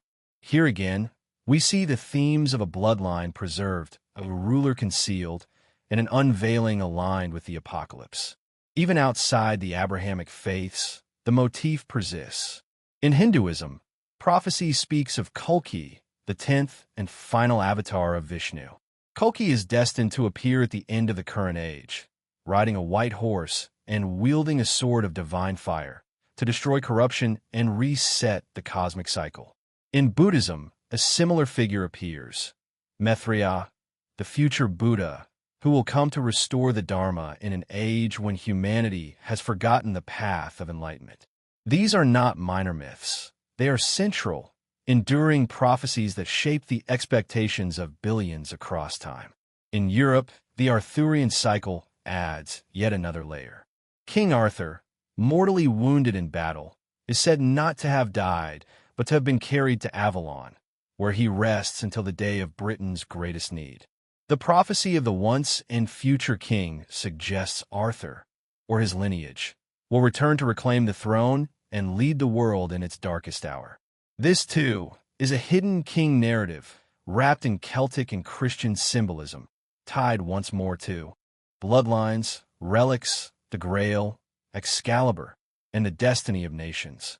The chilling question is this: are these parallels coincidence, or are they evidence of a shared esoteric script, a plan preserved across cultures, encoded in prophecy, waiting to be fulfilled? Conspiracy researchers suggest that hidden societies, from the Templars to Freemasons to modern elites, are not merely aware of these prophecies, but actively working to align events with them. Wars, revolutions, technological shifts, these are not random, but carefully orchestrated steps toward an endgame, the enthronement of an end-time king. What makes this theory even more unsettling is the idea that relics and bloodlines are not passive symbols, but active tools in this prophecy. For example, the return of the Ark of the Covenant, long hidden, could signal the rise of a new temple in Jerusalem and fulfill biblical prophecy. The unveiling of the Spear of Destiny could grant legitimacy to a new ruler seen as chosen by fate. The rediscovery of the Grail could unite divided Christendom under a singular figure. In this way, relics are not only sacred, they are triggers, catalysts for prophecy. The timing of these prophecies is another layer of mystery. Some traditions place the end far in the future. Others insist the signs are already here. The Mayan calendar, famously ending in 2012, was interpreted by many as a harbinger of transition. While the world did not collapse, many alternative researchers argue that the shift was not physical but spiritual, setting in motion forces that will culminate within decades. The Book of Revelation speaks of wars, plagues, and the fall of Babylon. Some point to modern crises, pandemics, economic collapse, wars in the Middle East, as alignments with these ancient warnings. At the heart of these prophecies is always the ruler, the king who emerges, the savior who returns, the leader who unites. But who will this be? For some, it is Christ returned in glory. For others, it is the Mahdi, Kulki, or Mithriah.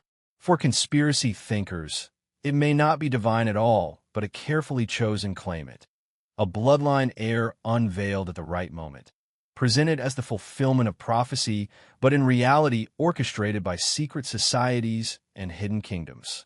In this version of the story, prophecy itself becomes a weapon of control. Imagine the psychological power of such a revelation. If, tomorrow, a figure emerged claiming descent from the house of David, unveiled alongside the Ark of the Covenant and the Spear of Destiny, the world would not pause to question DNA tests or archaeological evidence. Millions, perhaps billions, would believe. Faith and hope would collide with fear and desperation. A single man, or dynasty, could unite nations under the banner of prophecy, and whether genuine or manufactured, the effect would be the same, the enthronement of an end-time king. But prophecy always carries a dual edge.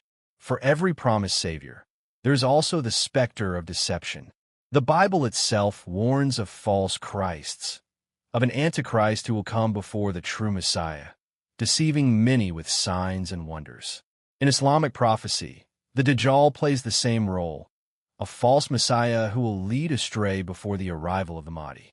Could it be that the bloodlines and relics, long concealed, will be used not for salvation, but for manipulation?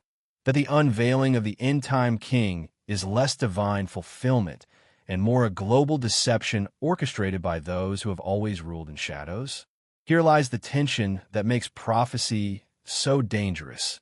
It is both a hope and a weapon. It can inspire faith or justify tyranny. And because prophecy is believed by billions, it can be harnessed by anyone who claims to fulfill it. As we move deeper into this narrative, one unsettling possibility emerges. We may not need to wait for an apocalyptic future to see prophecy fulfilled. It may already be unfolding, piece by piece, hidden in plain sight. Bloodlines preserved, relics concealed, kingdoms hidden, each waiting for its role in a script that was written long before we were born. And if that script is real, then the rise of the end-time king is not a question of if, but when.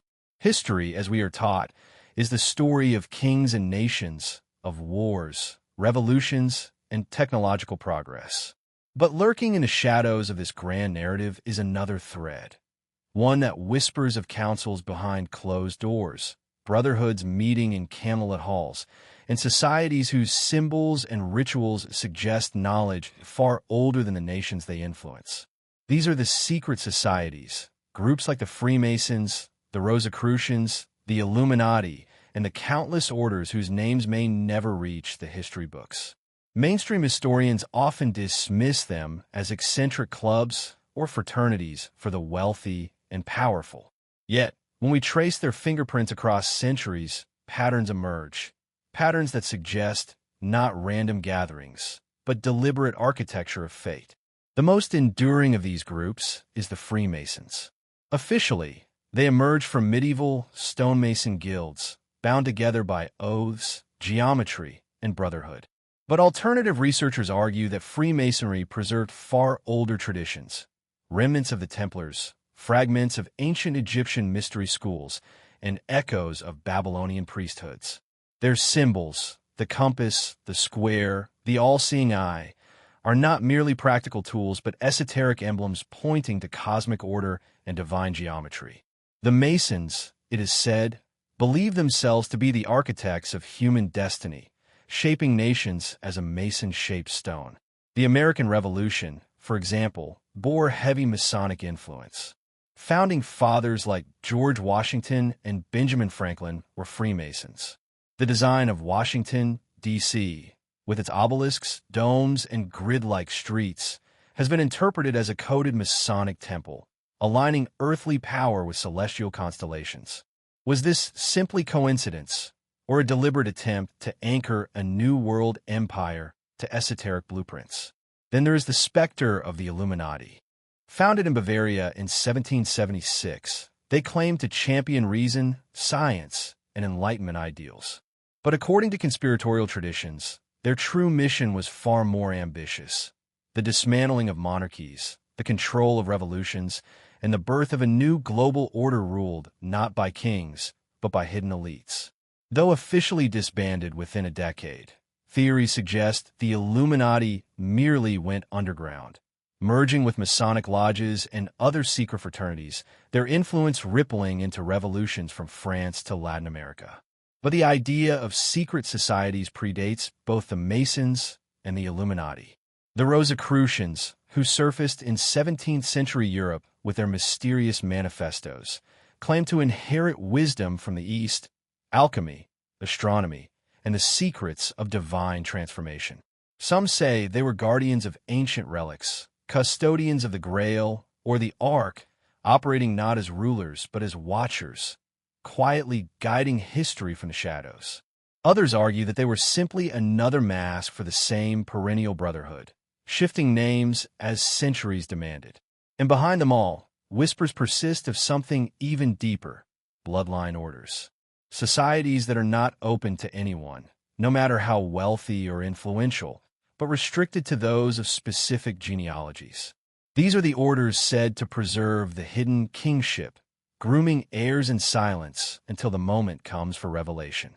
Unlike the Freemasons, who parade their symbols openly, or the Illuminati, who supposedly spread through politics and finance, these bloodline orders are invisible, their members walking among us unrecognized, waiting for the script of prophecy to demand their unveiling. What binds these groups together, beyond symbols and rituals, is their obsession with prophecy and architecture. They are not merely secret clubs, but organizations with a vision of the future. For centuries, they have been accused of engineering revolutions, collapsing economies, and sparking wars, all to align humanity toward a predetermined end. Consider the French Revolution. Many of its leaders, from Robespierre to Danton, were alleged to have Masonic ties. The revolution destroyed the Bourbon monarchy, one of Europe's most powerful dynasties, and reconfigured France into a republic aligned with Enlightenment ideals. Was this chaos, or was it choreography, an act of demolition meant to clear the stage for a new order? Similarly, the Russian Revolution swept away the Romanovs, one of the last great dynasties tied to older royal bloodlines.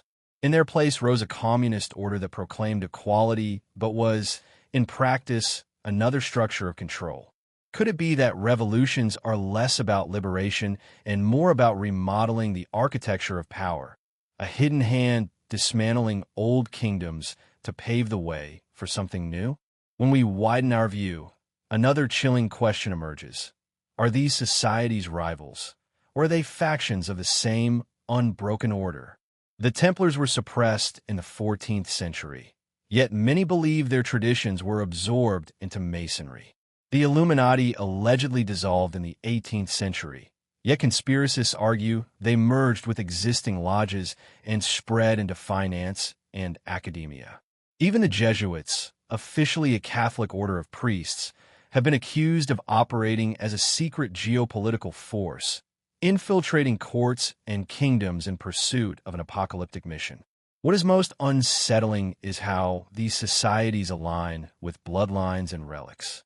Many initiation rituals focus on symbolic death and rebirth, echoing ancient mystery traditions. Some oaths demand loyalty not to the society itself, but to an unseen ruler or hidden kingdom. Symbols of kingship, the crown, the sword, the ark, the temple, appear repeatedly in their teachings. Could it be that these groups are not independent at all, but custodians of bloodline heirs, guardians of relics, and engineers of prophecy? The modern world offers no shortage of shadows where such groups might still operate. Bilderberg meetings, World Economic Forum gatherings, and other elite councils are often accused of being modern masks for ancient orders. While mainstream observers see economic conferences and policy summits, conspiratorial thinkers see rituals of power, secret conclaves where relics and bloodlines are quietly acknowledged and strategies are crafted to align with eschatological scripts. The ultimate question is this: do secret societies serve themselves, or are they instruments of prophecy? If bloodlines are truly preserved and relics truly hidden, then these societies may exist not to rule in perpetuity, but to prepare.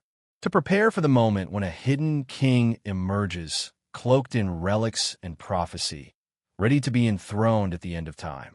For the skeptics, this is all fantasy, paranoia woven into history's gaps. Yet the persistence of secret societies across millennia, their obsession with symbols, architecture, and prophecy, suggests something more. Even if their members are not consciously enacting an esoteric plan, they are preserving traditions that link back to it. Whether knowingly or unknowingly, they're shaping the stage on which the final act will unfold. And perhaps this is the most frightening possibility, that history is not random, but designed. That revolutions, monarchies, and even democracies are pieces on a chessboard arranged by unseen architects. And that the architects themselves, whether Masons, Illuminati, Rosicrucians, or unnamed bloodline orders, are building not for themselves, but for someone else. Someone still hidden. Someone waiting. The secret societies may not be the rulers of the world, but the midwives of prophecy. Throughout human history, certain objects have been revered not merely as sacred symbols, but as vessels of power, relics that seem to transcend the material world. Some are known to us through scripture and legend, such as the Holy Grail, the Ark of the Covenant, or the Spear of Destiny. Others emerge in mythologies across cultures, weapons forged by the gods, tablets inscribed with divine knowledge, or stones said to open gateways to other realms. What unites them all is the suspicion that they are not just religious curiosities, but technologies, devices from a forgotten age, preserved or hidden until their time of use. Mainstream history dismisses these artifacts as metaphor, myth, or symbolic narrative. Yet, the reverence with which they were guarded, the wars fought over them, and the secrecy surrounding their locations suggests something more. Could it be that these relics were the tools of kingship and divine rule, objects that granted legitimacy, protection, and even supernatural authority to those who possessed them? Take the Ark of the Covenant, perhaps the most enigmatic relic in Judeo-Christian tradition.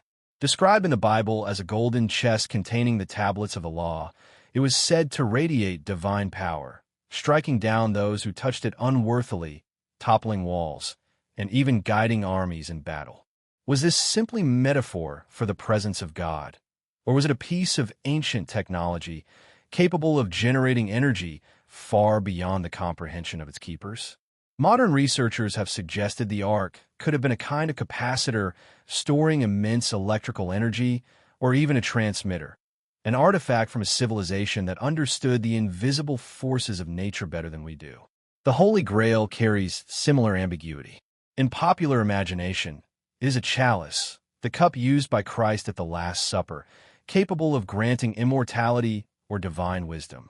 But earlier traditions link it not to a cup, but to a stone that fell from the heavens, guarded by secret orders, such as the Templars. Was the Grail a relic of extraterrestrial origin, a meteorite imbued with properties unknown to medieval science? Or was it, as some esoteric texts suggest, not an object at all, but a bloodline, a vessel of genetic legacy passed through chosen families, merging the idea of relic and inheritance into a single mystery? Then there is the Spear of Destiny, the lance said to have pierced the side of Christ during the crucifixion. Legends insist that whoever controls the spear controls the fate of the world. Throughout history, it has been sought by emperors, warlords, and even Hitler, who allegedly secured it in Austria before launching his conquests. If the stories are true, this relic was not mere metal, but an object infused with metaphysical power, a talisman binding the destiny of empires. Could such objects carry an energy field, a resonance that amplifies the will of its holder? Or is the power psychological, yet no less real, convincing leaders and nations to act with fanatical certainty? These relics are not confined to Christianity. In Hindu mythology, we find the Vajra, the thunderbolt weapon of Indra, described as both diamond-like and a source of lightning, perhaps a memory of an electrical device. In Tibetan lore, they're the Dorj stones said to balance cosmic energies. In Islamic tradition, the black stone of the Kaaba is revered as a relic from the heavens, possibly a meteorite with symbolic or energetic significance. Each culture speaks of objects that connect the mortal to the divine, kingship to the cosmos, authority to eternity. A striking pattern emerges. These relics often serve as crowning instruments of legitimacy. They do not merely exist. They are wielded to establish rightful rule. A king anointed without the relic is a pretender. A dynasty lacking it is fragile. Possession of the relic does not only secure power, it sanctifies it. Which raises the question, if such relics are truly real, where are they now? Some are said to be lost, others hidden. The Ark of the Covenant, according to Ethiopian tradition, rests in a chapel in Aksum, guarded by monks who never leave the compound. The Grail has been linked to secret Templar caches, Spanish monasteries, or even subterranean chambers beneath Rennes-le-Château in France. The Spear of Destiny has multiple claimants, Vienna, Rome, and private collections, all insisting theirs is the true relic. Could it be that multiple copies exist, each imbued with symbolic, if not actual, power? Or is the truth far more guarded, that the real relics lie in the vaults of secret societies, protected not just for their value, but because their activation might alter the course of history itself? Some theorists argue that these relics are interconnected pieces of a larger puzzle. The Ark, the Grail, the Spear, the Tablets of Destiny, the Philosopher's Stone, all fragments of a lost science, remnants of an advanced civilization erased from memory.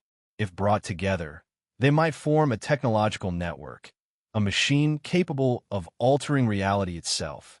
This theory aligns with myths of Atlantis, Lemuria, or other sunken worlds where divine tools were said to shape mountains and command the heavens. Could it be that the relics are not religious at all, but survivors of prehistoric science that was hidden from mankind after cataclysm? The guardianship of these relics is just as mysterious. The Templars were rumored to have uncovered the Ark or the Grail beneath the Temple of Solomon. Their sudden rise to wealth and power in medieval Europe has often been attributed not to banking, but to possession of something far more potent. When the order was destroyed in the 14th century, Whispers persisted that their greatest treasures were never seized, but spirited away into the hands of successor groups, perhaps the Freemasons, perhaps bloodline families tied to prophecy. In modern times, the hunt for relics has not ceased. The Nazis scoured Europe and the Middle East for the spear, the Grail, and other sacred artifacts, convinced they were not symbols but keys to world domination. Even today, governments and private institutions conduct archaeological digs with suspicious secrecy. Museums quietly lock away anomalous artifacts, labeling them fakes, while private collectors hoard supposed relics behind iron vaults. If the relics are simply myth, why the secrecy? Why the obsession? A chilling hypothesis emerges that these relics are being collected piece by piece, not for worship but for activation. If they are indeed technological in nature, their time of awakening may coincide with prophetic cycles. Perhaps the relics are meant to remain dormant until humanity reaches a certain threshold, or until a chosen heir arrives, bloodline intact, to wield them. If that is true, then relics are not passive objects but time devices, catalysts awaiting alignment. The Ark may not unleash its power until placed in a rebuilt temple. The Grail may not reveal its secret until touched by the rightful lineage. The spear may not bend destiny until wielded in the final conflict. These stories of relics, then, are not about history, but about fate.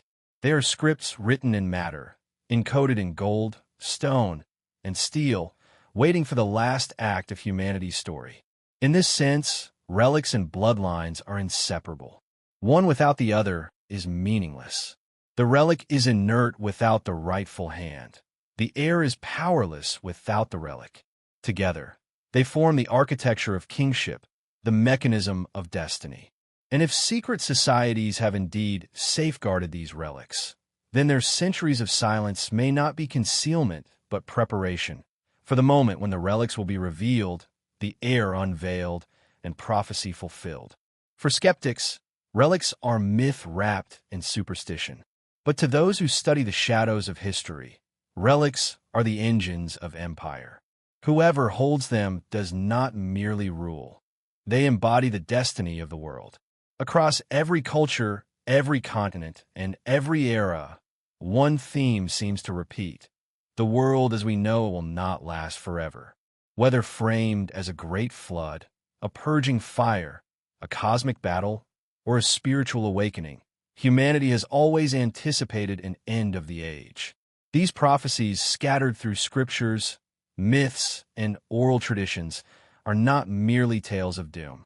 They are often tied to the reemergence of bloodlines, the unveiling of relics, and the arrival of a hidden kingdom at the appointed hour. In other words, prophecy is not simply about destruction. It is about transition of power. The Bible speaks of it in the book of Revelation. There, the imagery is both terrifying and mesmerizing. The opening of 7 seals, the trumpets that unleash plagues and wars, the rise of the beast, and the final triumph of the Lamb.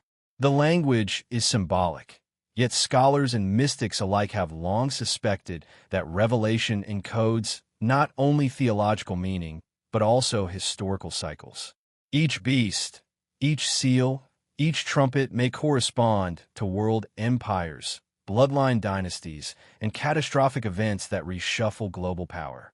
In Christian eschatology, one figure dominates the narrative: the Antichrist. A false king, a counterfeit Messiah, he arises to deceive the nations, wielding signs and wonders, demanding worship. His reign is brief yet catastrophic, culminating in the great battle of Armageddon. But opposite him stands the rightful heir, the one from the holy bloodline, the King of Kings destined to return and establish a kingdom without end. This contrast echoes the conspiratorial theme of 2 bloodlines in conflict, one claiming power through deceit, the other through divine legitimacy. But Christianity is not alone in this anticipation. In Islamic prophecy, there is the awaited Mahdi, a righteous leader from the lineage of the Prophet Muhammad, who will rise at the end of days to restore justice. Alongside him, Jesus, Isa, is said to return, defeating the Dajjal, the deceiver, often equated with the Antichrist, and uniting humanity under divine truth. The pattern is striking. Again, a hidden bloodline emerges, a relic-bearing Messiah returns, and falsehood is cast down in a climactic conflict. In Jewish tradition, the Messiah is expected from the house of David, a continuation of the bloodline we have already explored. This king will rebuild the temple in Jerusalem, restore Israel, and usher in an age of peace. Here again, the motif appears. The bloodline is central, the location sacred, the relics perhaps indispensable. The Ark of the Covenant, hidden for centuries, is often said to return at this moment, confirming divine favor and legitimizing the messianic ruler. Turning eastward, we find parallel stories. The Hindu concept of Kali Yuga describes the present age as one of decline, corruption, and spiritual decay. Yet at the end of this dark age, the god Vishnu is prophesied to return in his final incarnation as Kalki, riding a white horse, wielding a blazing sword, and destroying the forces of darkness. Once again, the theme resonates. The world reaches the brink of collapse. A hidden savior emerges, and a golden age begins anew. In Buddhism, the future Buddha, Maitreya, is foretold to arrive when the teachings of Gautama have been forgotten. He will renew the Dharma and restore balance to the world. This echoes the same rhythm: decline, deception, and then restoration through a destined figure. Even in indigenous traditions, the prophecies align. The Hopi people of North America speak of the coming blue star Kachina, a celestial sign heralding the purification of the world. The Maya calculated cosmic cycles, their infamous 2012 prophecy misinterpreted as doomsday, yet still pointing to an end of an era and the dawn of another. In Norse mythology, Ragnarok foretells the death of gods and men, a cataclysm of fire and ice, followed by the rebirth of the world. What is extraordinary is not the diversity of these traditions, but their similarity. Time and again, across cultures, we encounter the same archetypes: a time of chaos and corruption before the end, a false ruler or deceiver rising to prominence, the return of a rightful king or savior, often from a sacred bloodline, the unveiling of relics or divine tools that confirm legitimacy, a cosmic battle that destroys the old world order, the birth of a new kingdom or golden age. For those who study esoteric history, these parallels are not coincidence. They point to a shared memory, perhaps encoded in myth from a time when humanity faced a global cataclysm. Others believe the alignment of prophecies suggests a script, an orchestrated plan preserved by secret societies and bloodline elites, preparing to manifest their version of the end times. Consider this chilling possibility. What if the unfolding of prophecy is not natural, but engineered? Imagine relics secretly hoarded, bloodlines carefully protected, and world events nudged into alignment with ancient texts. Wars, economic collapses, even technological revolutions could be stepping stones toward the grand finale. To the masses, it would appear as divine destiny. To those behind the curtain, it would be the execution of a plan thousands of years in the making. This raises profound questions. If prophecy is real, are we free actors, or are we simply following a predetermined script? If prophecy is manipulated, does that invalidate its truth? Or does it mean the elites have learned how to weaponize myth itself? Modern geopolitics is rife with language that echoes prophetic narratives. Leaders speak of axes of evil, final battles, new world orders. Jerusalem remains the focal point of global tension, its status tied directly to biblical prophecy. Technology promises both utopia and apocalypse, with AI, genetic engineering, and nuclear power resembling the plagues and judgments of Revelation. Are we witnessing prophecy unfold naturally, or being forced to live inside it? The Watchers of Bloodlines believe the final act is near. The return of a hidden king, the unveiling of ancient relics, the fulfillment of long-awaited cycles, all point to a world on the brink of transformation. Whether that transformation leads to salvation or enslavement depends on who claims the throne at the end of time. In the end, prophecy is not merely prediction, it is power. To control prophecy is to control belief. To fulfill prophecy is to command destiny. And those who possess the bloodlines and the relics may hold the keys to deciding which version of the end will be written into history. The question that remains is haunting. When the end of days arrives, will we recognize it, or will it already be too late? Our choices bound, our roles assigned, our fate sealed by a script written long before we were born? By now, the threads have begun to weave together. The survival of ancient bloodlines, the guardianship of mysterious relics, and the repeating prophecies of world-ending cataclysm. Yet what if these are not separate mysteries, scattered through history like disconnected fragments of legend? What if they're interlocking gears in a single machine, a grand conspiracy that stretches across millennia? For centuries, researchers have speculated that beneath the surface of mainstream history lies a hidden architecture of control. Monarchies, religious institutions, banking families, secret societies, all appear to rise and fall in turn. But their inner continuity suggests something deliberate, almost choreographed. This architecture has been called many things: the Great Work, the Hidden Hand, the Illuminati, the New World Order. Names change, but the underlying idea remains the same: that humanity is being guided, perhaps manipulated, toward a predetermined destiny. At the heart of this conspiracy are the bloodlines, dynasties that trace their lineage back not just to kings and emperors, but to mythic or even divine origins. The House of David, the Merovingians, the descendants of Egyptian pharaohs, the European royal houses intermarried to preserve continuity. All claim legitimacy not merely through conquest but through blood itself. This is the currency of divine right, the foundation of rulership that transcends political systems. Even today, many of the world's most powerful leaders can be linked, through genealogical studies, to medieval royalty. Coincidence, or evidence of deliberate preservation? If bloodlines form the veins of the conspiracy, relics are its organs. Sacred artifacts like the Ark of the Covenant, the Holy Grail, or the Spear of Destiny are not merely symbols of faith, but instruments of power. To possess them is to wield legitimacy. To display them is to claim divine sanction.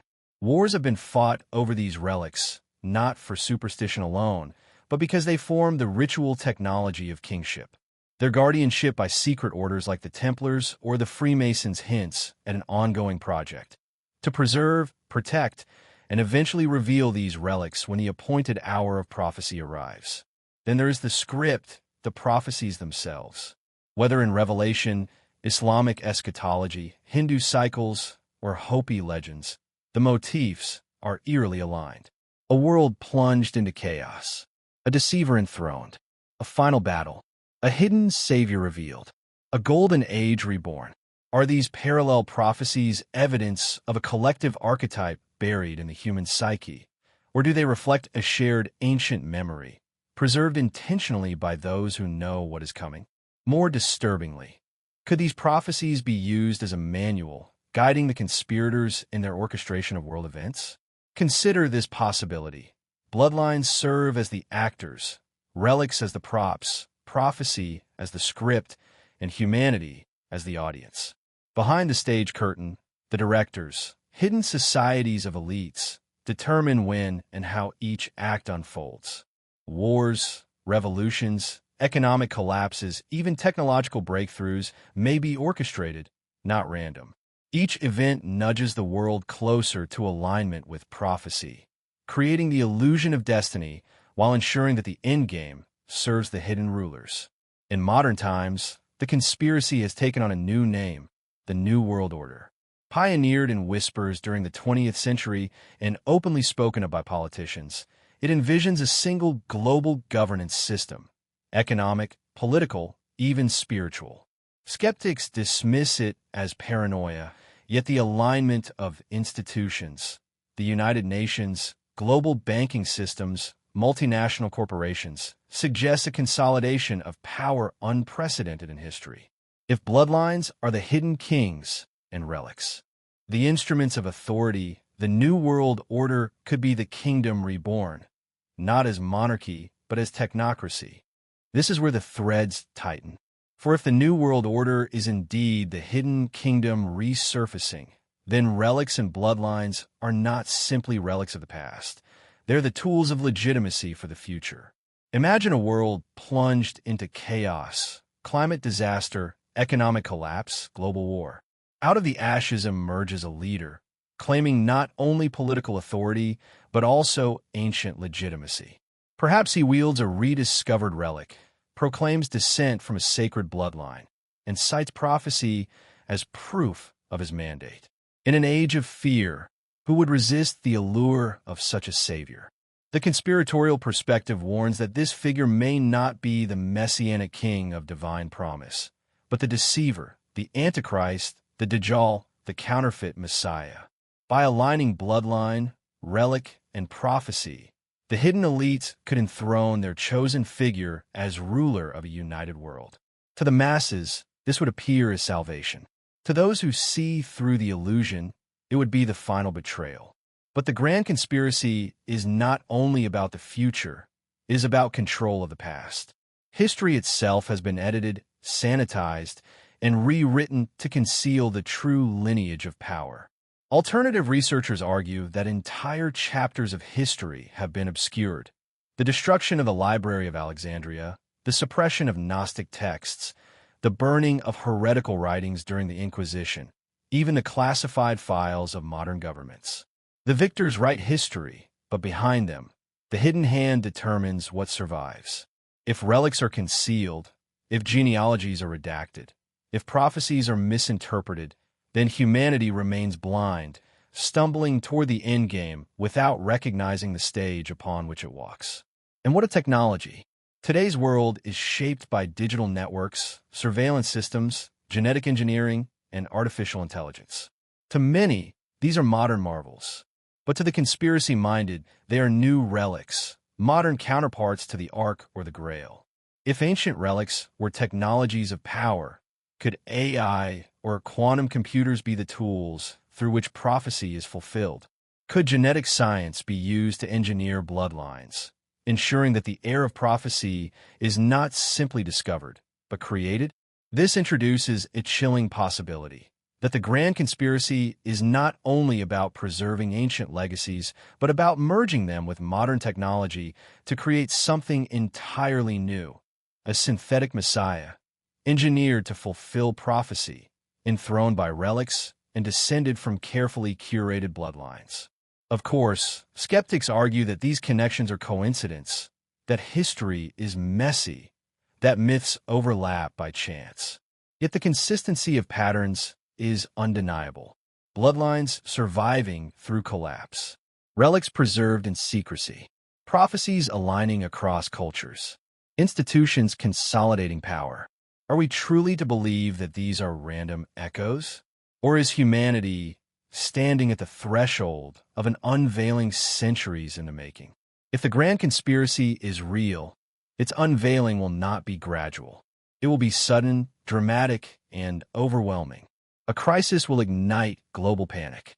A leader will rise. Relics will be displayed. Prophecies will be cited.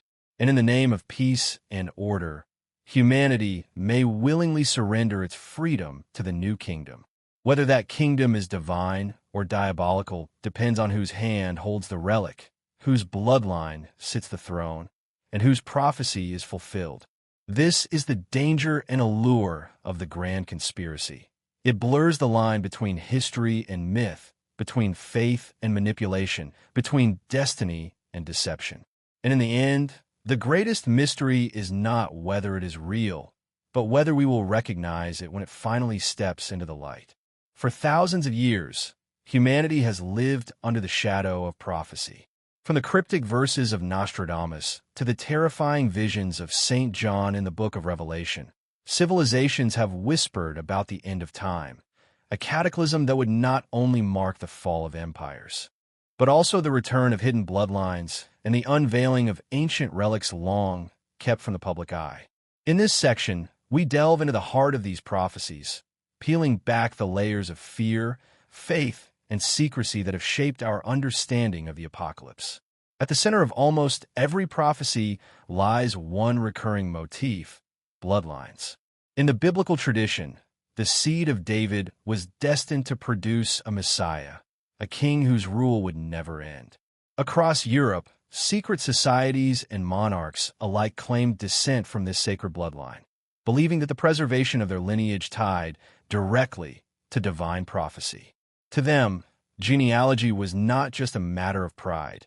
It was a shield against oblivion, a ticket to survival in the age of endings. But the bloodline myths extend far beyond the biblical. Ancient Sumerian texts spoke of the Anunnaki, gods who descended from the heavens and intermingled with humanity, leaving behind a hybrid race. Some esoteric historians argue that these bloodlines still exist today, carefully hidden in plain sight among the elite families who dominate global politics, finance, and even religion. Could it be that these chosen families, linked through centuries of intermarriage, are preparing themselves for the day prophecy becomes reality? Layered on top of these genealogical mysteries are the relics, the supposed instruments of divine power. The Ark of the Covenant, said to hold the very voice of God. The Spear of Destiny, the weapon that pierced Christ's side and allegedly grants dominion over the world. And of course, the Holy Grail, the cup of eternal life.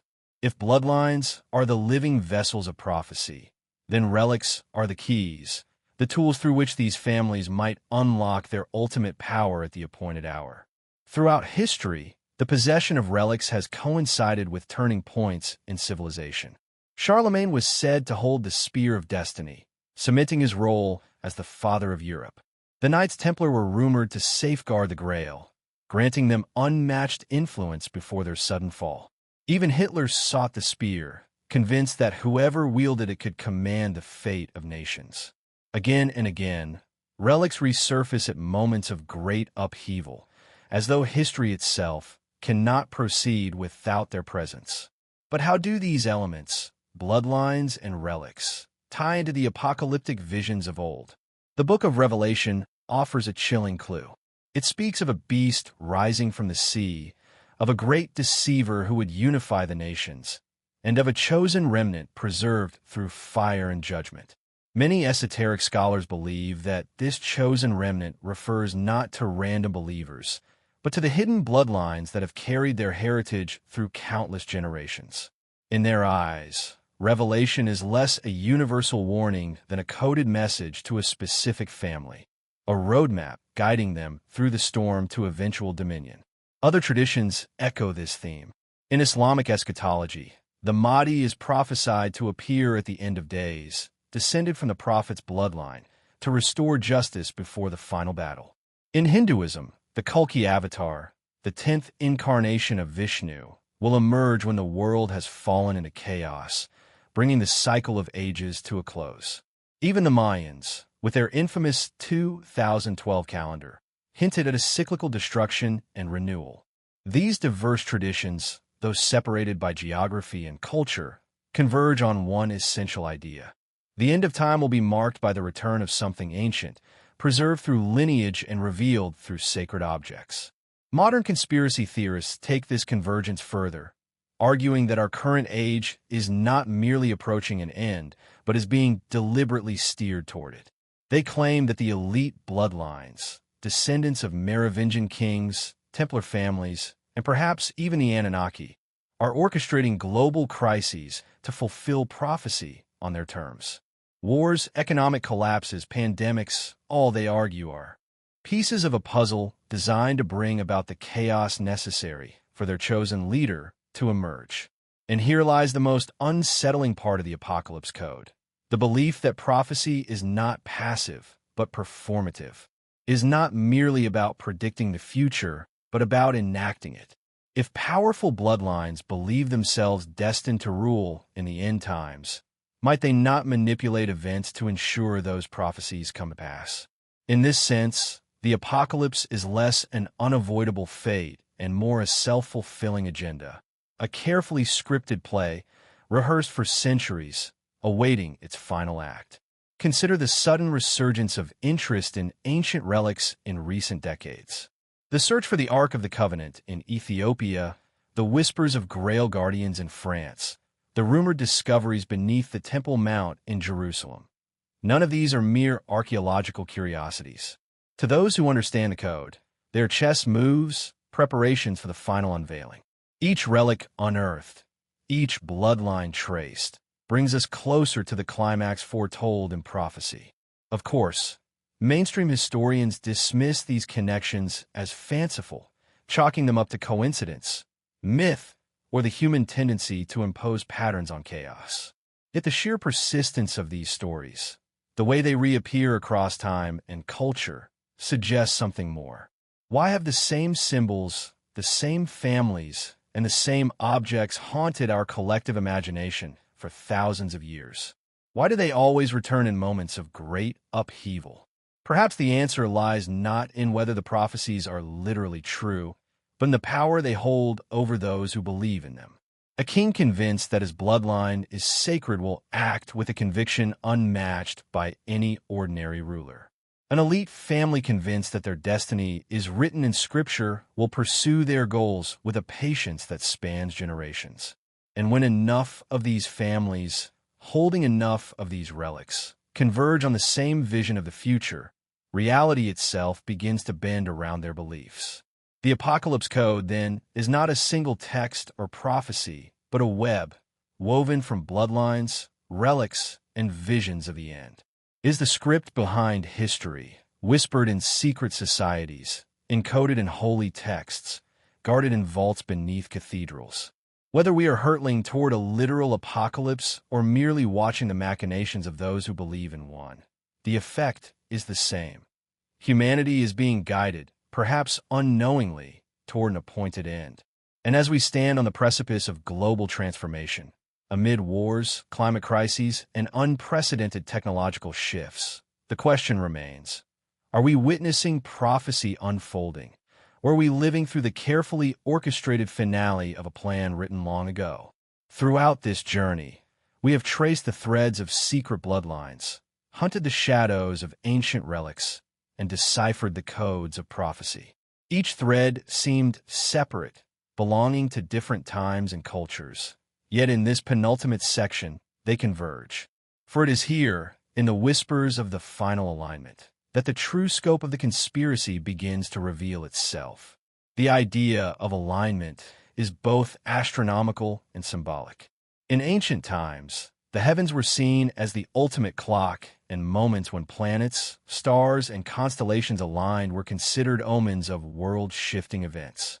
Today, modern astronomers dismiss this as superstition, but in the circles of secret societies and elite bloodlines, these alignments remain of paramount importance. They are not simply celestial coincidences, but windows, moments when the hidden script of history must be enacted. One of the most significant examples came in 2012.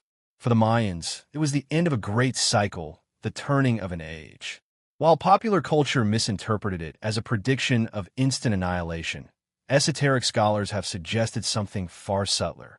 2012 was the opening of a portal, a time when the great players of history were meant to set their final moves in motion. Since then, the world has indeed felt as though it has accelerated toward chaos.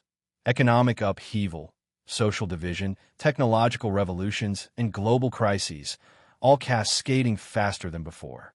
Was 2012 truly the beginning of the final alignment? For the bloodlines, such alignments are crucial. Their genealogies are not merely about descent, but about timing. Certain heirs are groomed, certain marriages arranged, not only to preserve blood, but to prepare for a role at a destined moment.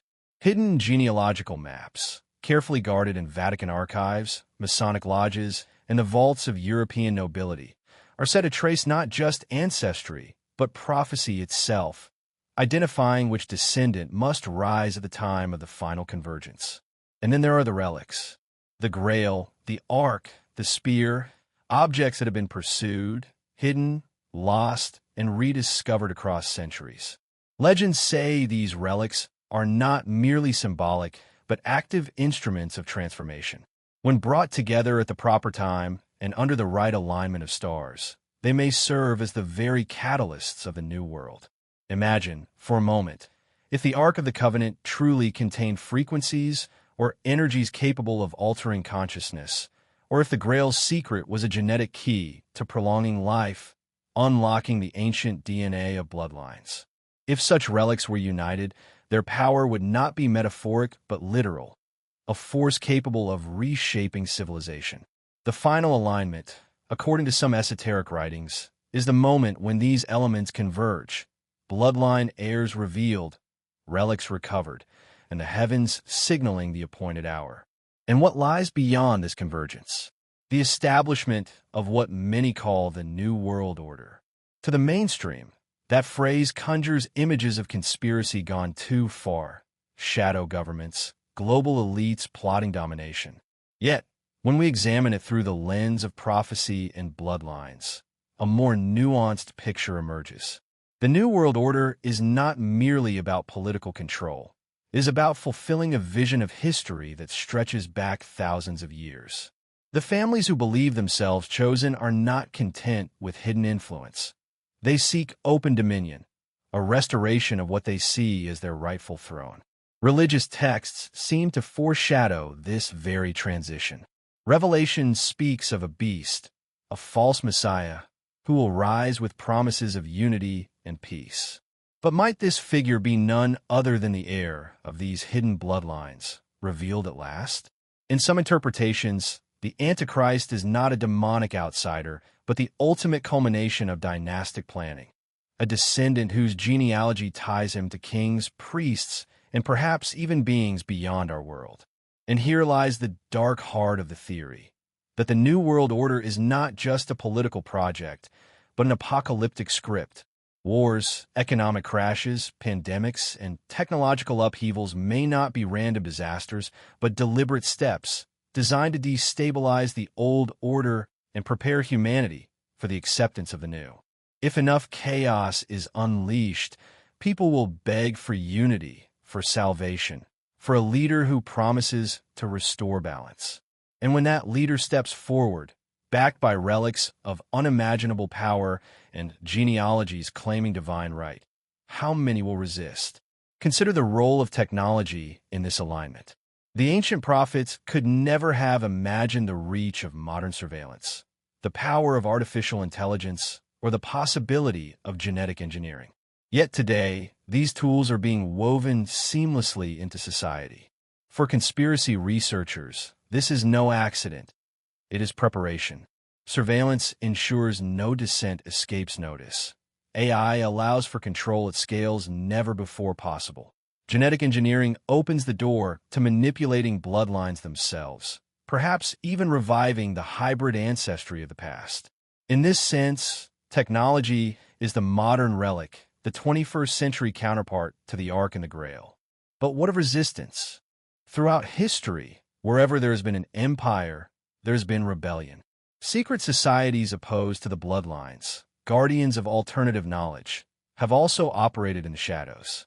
Some claim that there are rival factions of elites, each with their own relics and prophecies, vying for dominance in the final alignment. The battle, then, may not only be between the chosen bloodlines and the masses, but also among the elites themselves, a hidden war for the right to shape the apocalypse. And so we stand at the threshold. The final alignment is not a single date, but a process, a convergence of cycles, bloodlines, relics, and technologies, all pointing toward a transformation of global order. Whether one calls it prophecy fulfilled or conspiracy executed, the implications are staggering. If the bloodlines succeed, the world may soon enter a new age under their rule. But whether this will be an age of enlightenment or tyranny remains uncertain. As we move into the climactic finale, we must ask, what if all of history has indeed been leading us here? What if the wars, the crusades, the hunt for relics, the secrecy of dynasties, the prophecies encoded in Scripture, all of it were chapters of one vast story, whose ending is now upon us. And so we arrive at the end of our journey. Not merely the end of this story, but the threshold of what countless traditions have called the end of time. Every thread we have followed, bloodlines hidden in plain sight, relics pursued through centuries of wars, prophecies whispered in secret texts, has led us here to the moment of revelation and reckoning. For millennia, humanity has sensed that history is not random. We have felt the pulse of an invisible script, a pattern woven through empires, religions, and revolutions. Again and again, bloodlines rise where prophecy points, relics appear where upheaval brews, and secret societies maneuver behind the curtain. The conspiracy is not a fleeting rumor. It is the architecture of history itself. But if this is true, then what lies at the culmination of that architecture? What is the final purpose of all this secrecy, all this guardianship, all this manipulation? According to esoteric traditions, the end of time is not merely an end but a transformation. Time, as we know it, linear, measured, finite, is said to collapse in on itself. In its place emerges a new cycle, one governed not by chaos but by alignment. To the hidden bloodlines, this moment is not catastrophe, but coronation. It is the unveiling of the heir they have prepared for centuries, the figure through whom prophecy will be fulfilled. Whether this heir is hailed as savior or feared as deceiver depends not on his actions, but on the lens through which humanity views him. Imagine the spectacle.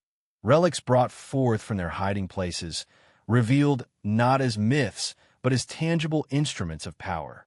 The Ark of the Covenant, long thought lost, unveiled in a great ceremony. The Holy Grail, presented not as legend but as proof of divine lineage. The spear of destiny raised high, symbol of dominion over nations. For the masses, such revelations would be overwhelming. Faith would be reignited, doubt dissolved. The bloodline heir, stepping forward with these relics in hand, could claim not only political authority, but divine mandate. And in a world weary from crisis, how many would resist such a claim? But prophecy warns us, such a figure may not be what he appears. The book of Revelation describes a deceiver, one who comes in the guise of light, but wields power through control. Nostradamus, too, spoke of a great king of terror who would rise in the final years of an age. Even the Mayans, in their cryptic calendar, hinted at the return of gods who might not be benevolent. Could it be that the long-awaited heir is not humanity's deliverer, but its jailer? Could the final alignment lead not to freedom, but to a cage, gilded with relics and sanctified by prophecy? The reckoning, then, is not only for the world, but for us as individuals. Do we accept the narrative handed down by the bloodlines, their claim to destiny, their promise of order? Or do we question, resist, and search for an alternative? For if history has been scripted, then the greatest act of rebellion is to step off the stage, to refuse the role written for us. And yet, this is easier said than done. The forces aligned are vast, their reach global. Technology has given them tools of surveillance and persuasion more powerful than any army. Relics, once hidden, may soon be displayed as undeniable proof of their authority. Bloodlines, long intermarried with the highest seats of power, already dominate finance, politics, and religion. In such a world, resistance may seem futile. But perhaps this is where the true revelation lies. The end of time is not only about bloodlines and relics. It is about awakening. Prophecy, after all, has always spoken in dual terms: light and dark, deception and truth, destruction and renewal. If the hidden families believe they're destined to rule, perhaps prophecy has also left room for humanity to awaken, to see through the illusion, and to claim its own destiny. Some esoteric schools teach that relics like the Grail and the Ark are not merely physical objects, but metaphors for inner states of consciousness. The Grail, they say, is not a chalice, but the human heart, capable of holding the divine spark. The Ark is not a box of gold, but the mind attuned to higher frequencies. If this is true, then the great unveiling may not be in the hands of elites, but within each of us. The bloodline conspiracy may attempt to dominate history, but the true relics, the true power, might lie within the human spirit, beyond the reach of manipulation. Still, we cannot ignore the possibility that events are already in motion. Wars continue to spread, economies falter, and the planet itself trembles under the strain of human ambition. Each crisis brings us closer to the moment when people will cry out for a savior. And when that figure steps forward, whether he comes draped in relics or armed with technology, the reckoning will be upon us. The end of time, then, is not a single cataclysmic event, but a choice.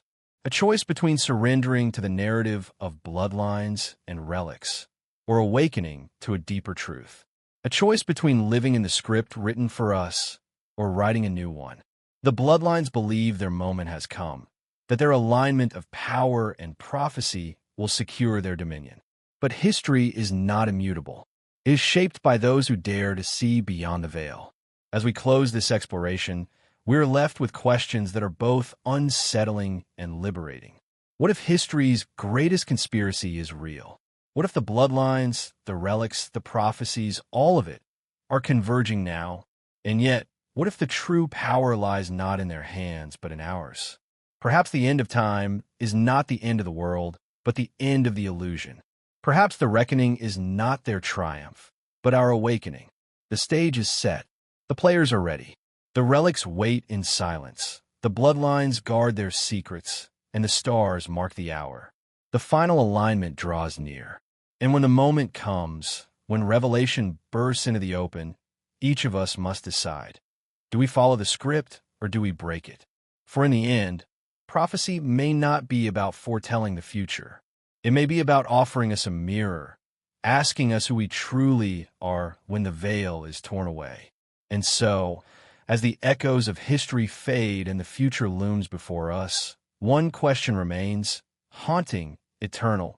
When the end of time arrives, whose story will we choose to live?